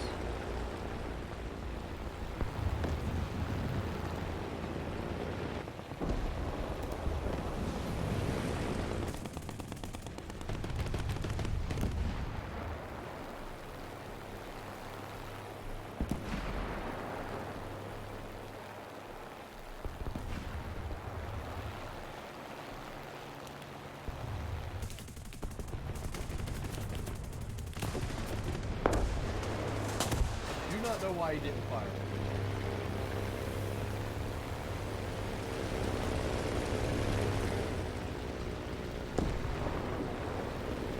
Now what is this? This thing has a pretty large gun on it. Oh, it's the same thing.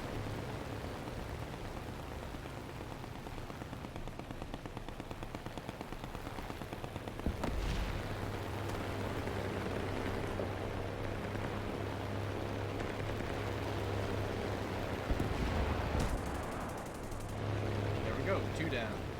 Let's keep the pressure on. Victory is close.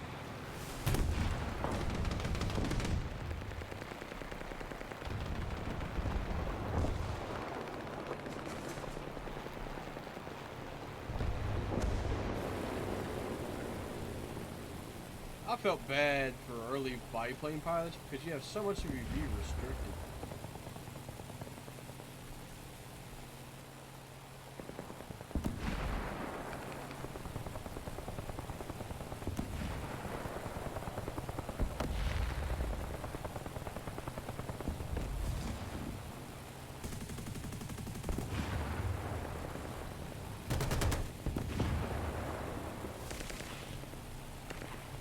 Alright, and that's that.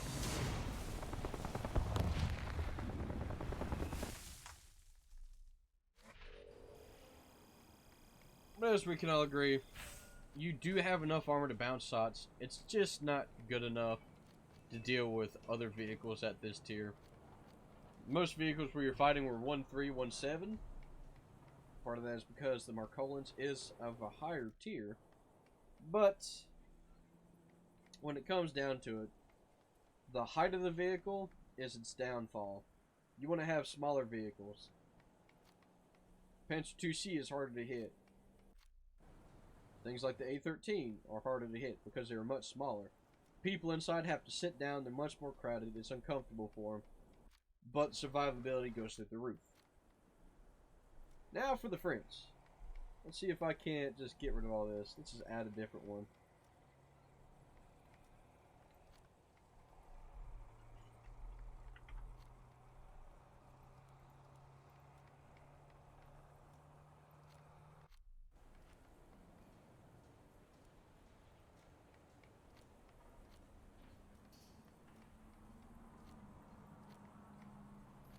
Alright, so the H-39 Cambronne. And for the aviation, we had the Pallias D510. Now, the main thing that's really different about these vehicles is that the Pallier is the only one that has a 20mm nose-mounted cannon. Quite strong. It does take out enemy aircraft in a hurry. Now, it also has ground target ammunition.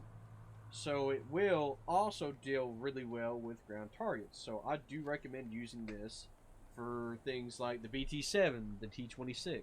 You can easily go through those, no problem whatsoever. Now the H-39 Cambronne is one of the heavy armored vehicles. It's got 40mm all around on the hull, 45 on the turret face, and 40 all around the turret. Now the main difference is the angling of the armor. If you can't tell, this right here,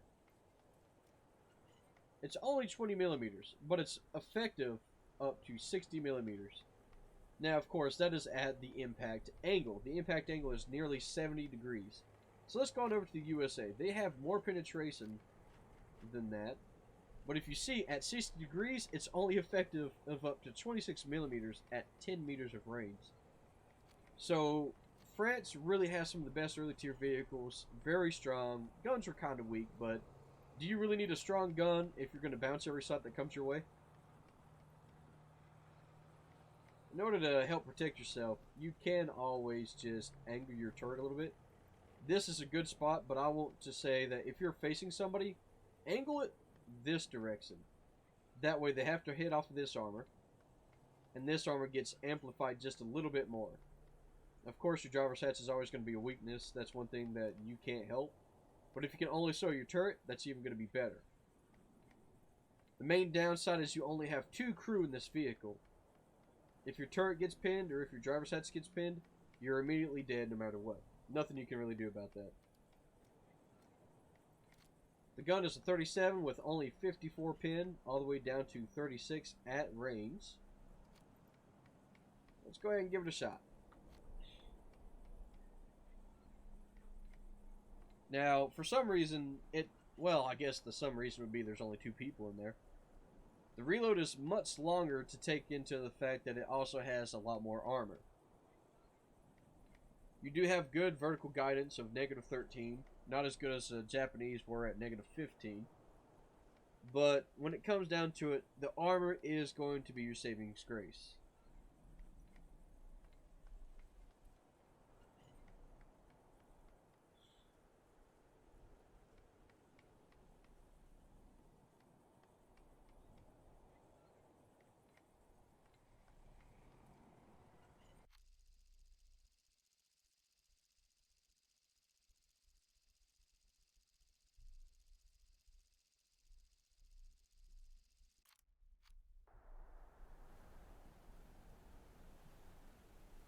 Now, with the slower reload, take out less ammo. I usually bring out 30 in the Cambronne.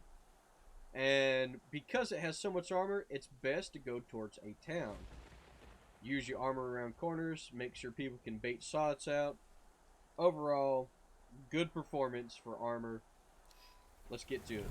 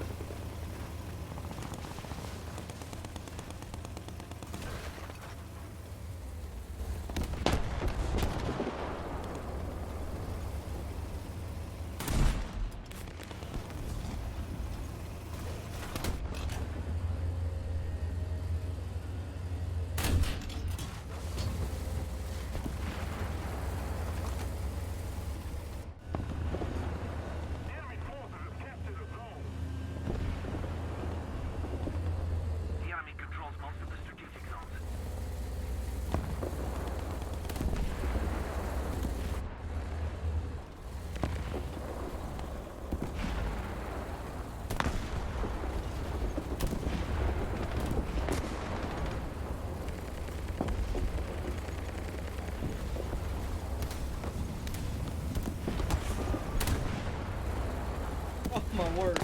Enemy vehicles to the right and left.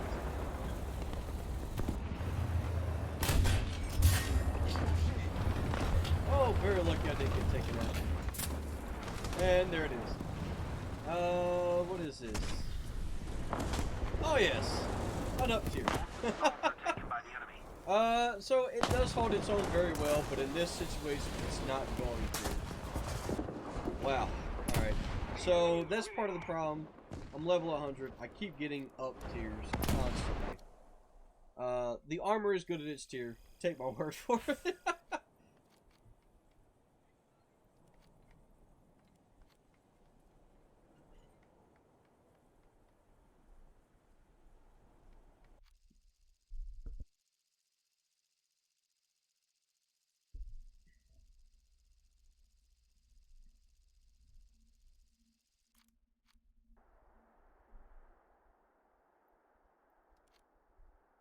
Alright, here we are in cargo port. Starting off, take out usually 30 ammo, purely because it's got a slower rate of fire.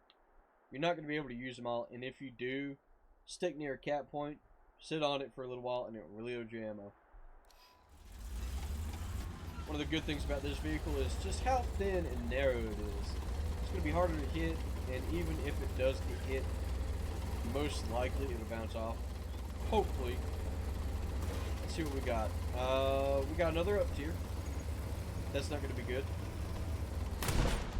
If you're playing that tier, your armor's effective. Higher up, it's not going to be. The Panzer 3L and the F1, for example, have over 75 millimeters of pin. And sometimes they're on your team, sometimes they're not.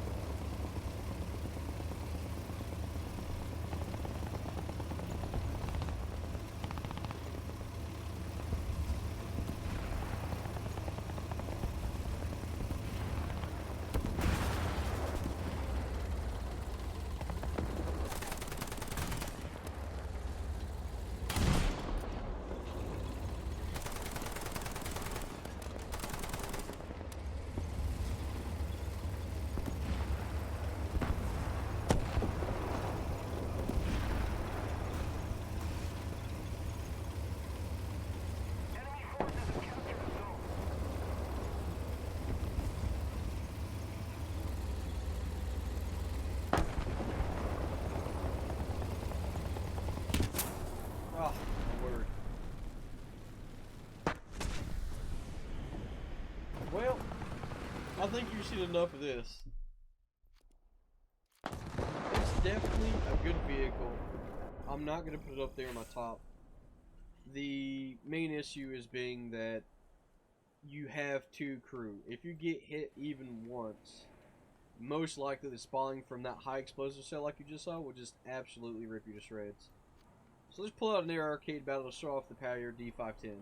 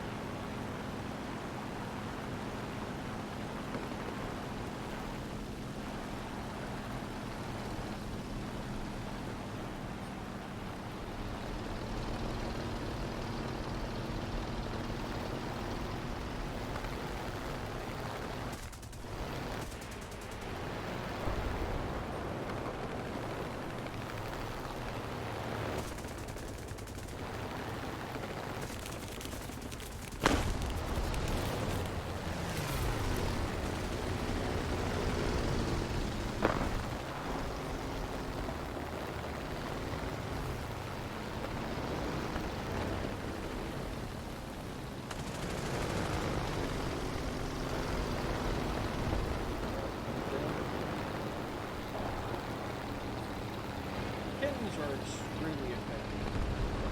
You only get 60 rounds, so you do have to use them sparingly. Luckily, in arcade battles, you do get a free reload.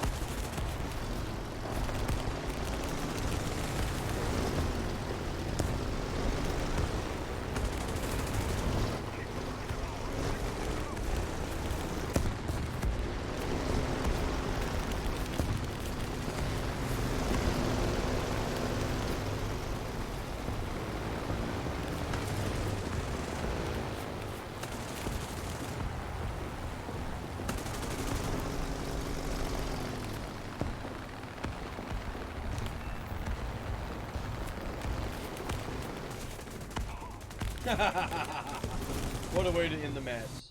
So as you see, good mobility, really good guns on it. It's just really well overall. Now, of course, it is quite weak. There's no real armor on it. Your cooling system is up underneath the engine. So more than likely your cooling system and your fuel tank will be shot off in the first engagement. But last but not least, the sweetest. There's been a lot of controversy over the sweetest vehicles. The biplane is just the same as, the other ones. It's very strong. Not really good on turn time, but it still does the work it needs to for like anti-air rolls. Now for the Stridsvagen, it's got 50 millimeters of turret armor, but it only has 13 millimeters of hull armor. But as you see, 35 as a front plate, and then up underneath it, you have to really work your way in there. Right there. Another 15. So you have 50 millimeters of armor, and then over this part you have the same thing. 35 there, and then another 15 on it. So in order to go through that, you're going to have at least 80 millimeters of pin, and you have to hit the flat surface, and you have to make it past the guns. So it's really quite strong, but the very unique thing about this is it has the strongest shot at early tier. You get a 37 millimeter armor piercing discarding sabot. Doesn't make a whole lot of sense, but if you look at it, it has all the way up to 75 pin at 2,000 meters. Whatever you shoot at, you're going to go through. It also has the fastest round at this tier, 1,150 meters a second. It also comes with APCBC, or APBC. So it'll go through and then it will explode. So I'll be bringing out both of these rounds just to show you how effective it is. In my rating, I would say that the Stridsvagn 39 is the strongest tank at 1.0. Now, the main thing to keep in mind is there's not a whole lot of vehicles if you decide to go down this tech tree. If you want to have something that's really strong and will grind a good amount of money early on, this lineup is pretty good. They're decently strong, but they are lightly armored. But this right here makes up for that. It only costs you 250 golden eagles. So, if you finish the tutorial and you get the 250 golden eagles for finishing the tutorial, I will highly recommend getting this vehicle purely for the armor penetration mechanic on it. It's a devilish machine. It really is. So if you decide to play the Americans, play your Americans, then buy the Swedish tank. Just for the overwhelming superiority. Because you can still, at tier, if you were going up against 4.0s, look at that, 75 armor, you can go through that. Let's see here, IS-2, can't go through it, can you? You can from the side. So if you're able to sneak up on the side of a 5.7 tank, go to the left or right side of it, you're going to go through it. It's one of the currently most broken vehicles right now. And I have to say, I absolutely love it. So if I were to choose a list rating, it would be the Swedish, the Germans, the Americans, Russians, British, and then Italian, Japanese. France would somewhere between 3 and 2, or not 3 and 2, 7 or 8.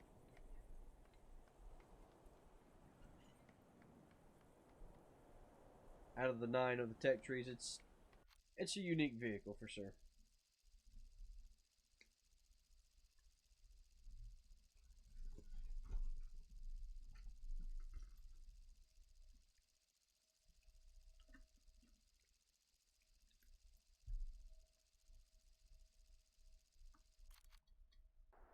Alright, let's begin. I've already got my ammo loadout set.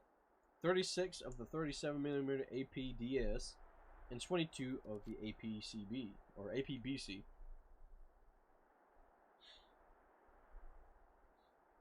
Now, we are on Abandoned Factory. This is a straight-up battle. I'll be heading northbound. There is a part of the factory that's been broken apart. Right around here on the map is where I want to go.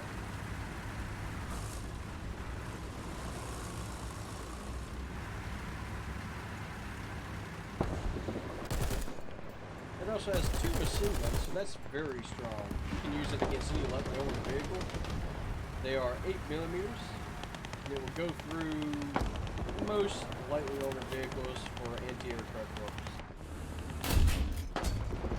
Now this is pretty much one of the only vehicles at this tier, now on this list, to be honest, that doesn't have a stabilizer. And I believe that is absolutely fine considering what you have here. It's a very quick vehicle. You're going to get into position pretty fast.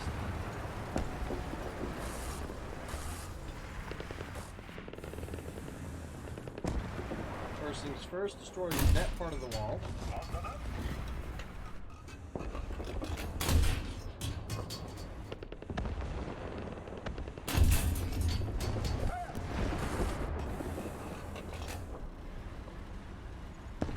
Looks like an M8, so I'm probably tiered up, but guess what? Stridsvagn don't care. Stridsvagn got 105 pin. Go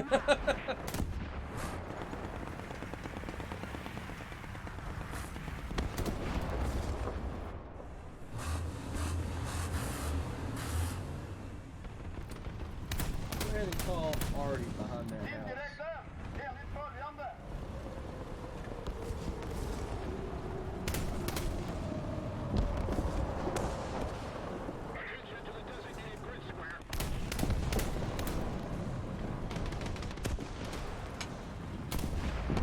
Call out the enemy movement and focus on other things if you keep him locked down so he doesn't come around and kill people. Alright,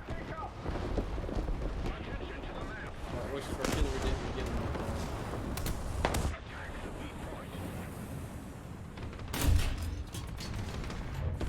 Now, the one thing you'll notice about these APDS rounds is it does not have a lot of shrapnel.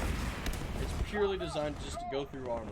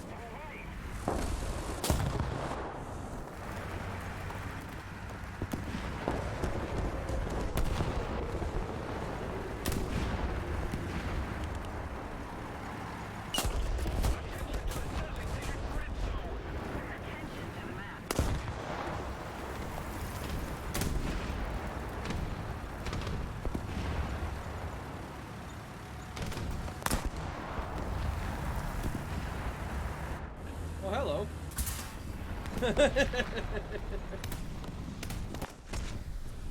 Probably went straight through that front plate. Yep. That's only 15 millimeters of armor. No way you're going to stop anything. Let's go ahead and bring it back out one more time. I want to be able to show you the penetration on it, because we saw earlier that I could not go through that D2 no matter what I did. But with this vehicle, anything's possible.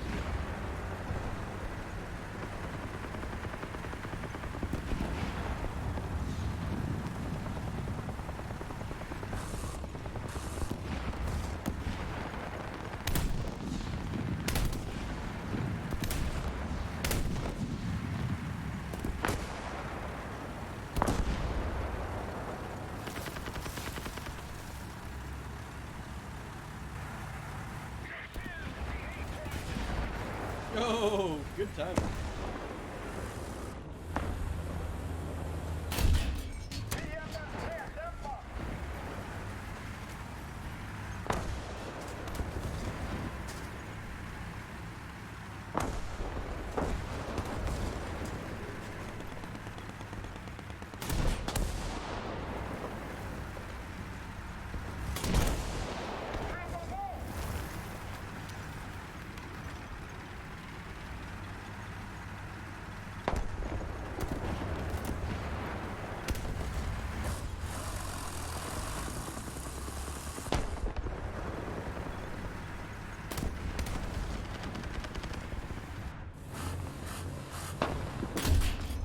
There you go.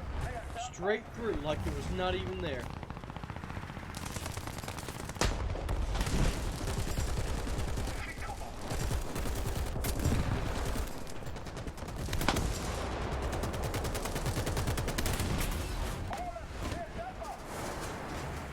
Something hit me from behind.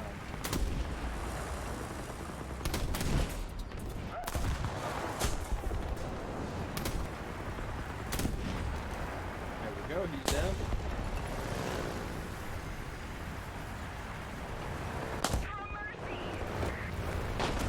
But yeah, very strong gun, very strong vehicle. Hide the hole, you'll be fine.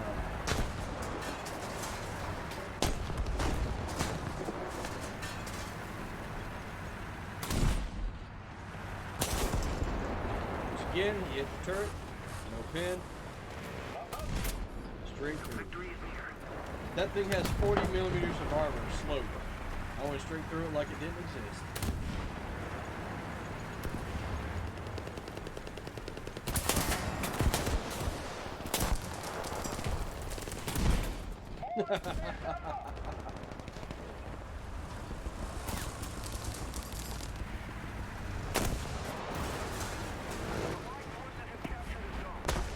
good thing to do is to start repairing. Just keep yourself at an angle. Use your hull to change your trajectory. But for the most part, you'll be ready for just about anything. For example, multiple tanks.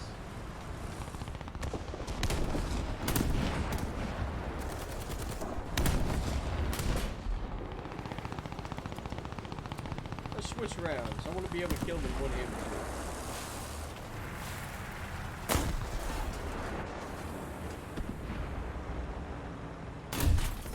One. And oh, not quite two.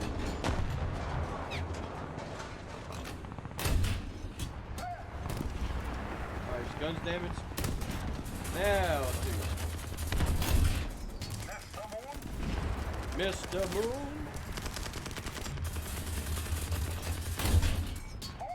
Excellent.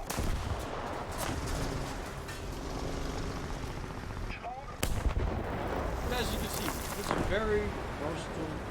You can kill a lot of things in it. There we go, 260 got. Alright, let's go ahead and bring up the Kobe's J8A. Not a whole lot you can do with this thing. You only get the offensive 8mm. A little more effort and victory will be yours. It's not the most maneuverable. It kind of reminds me of Tuck's Gladiator. Maybe a little bit more maneuverable. But you still get 4 guns. And I believe that's exactly what it's based after.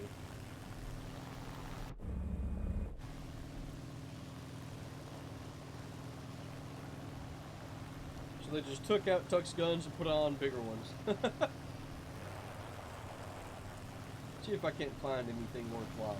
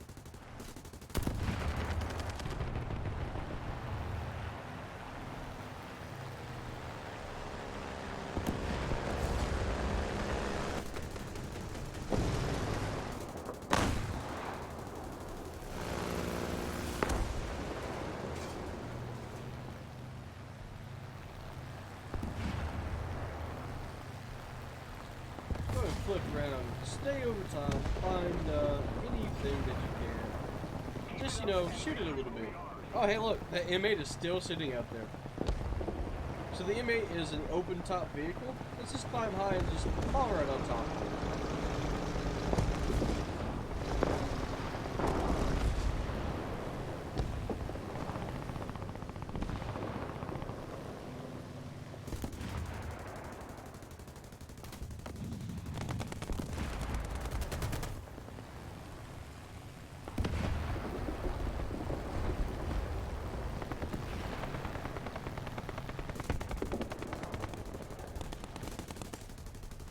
Go. He's down.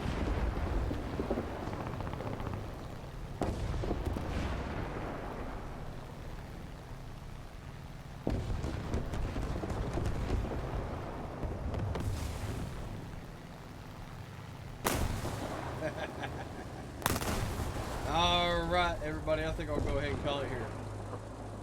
We've already pretty much won this match. Whew, and as you can see, this entire video took a little over 2 hours. I've given you a fair basis opinion on most of these vehicles. Now, I know the Cambron and the M13 did get constantly up-tiered. I couldn't show you proper battles But that just shows you what you have to deal with in this game, as well as what you can expect to do. If you fight certain tiers and certain different vehicles, you're kind of screwed. I'll be honest. But at the very least, you now have a little bit of insight on what kind of premium you may want to go for when it comes to your very first mass. Thank you, everybody. This has been Nicholas Strong. This is my first War Thunder video. I do hope you enjoyed. If you do, please leave a comment down below. Let me know if it was helpful, if you learned anything new about it. And I just hope everyone has a good day. See you guys next time.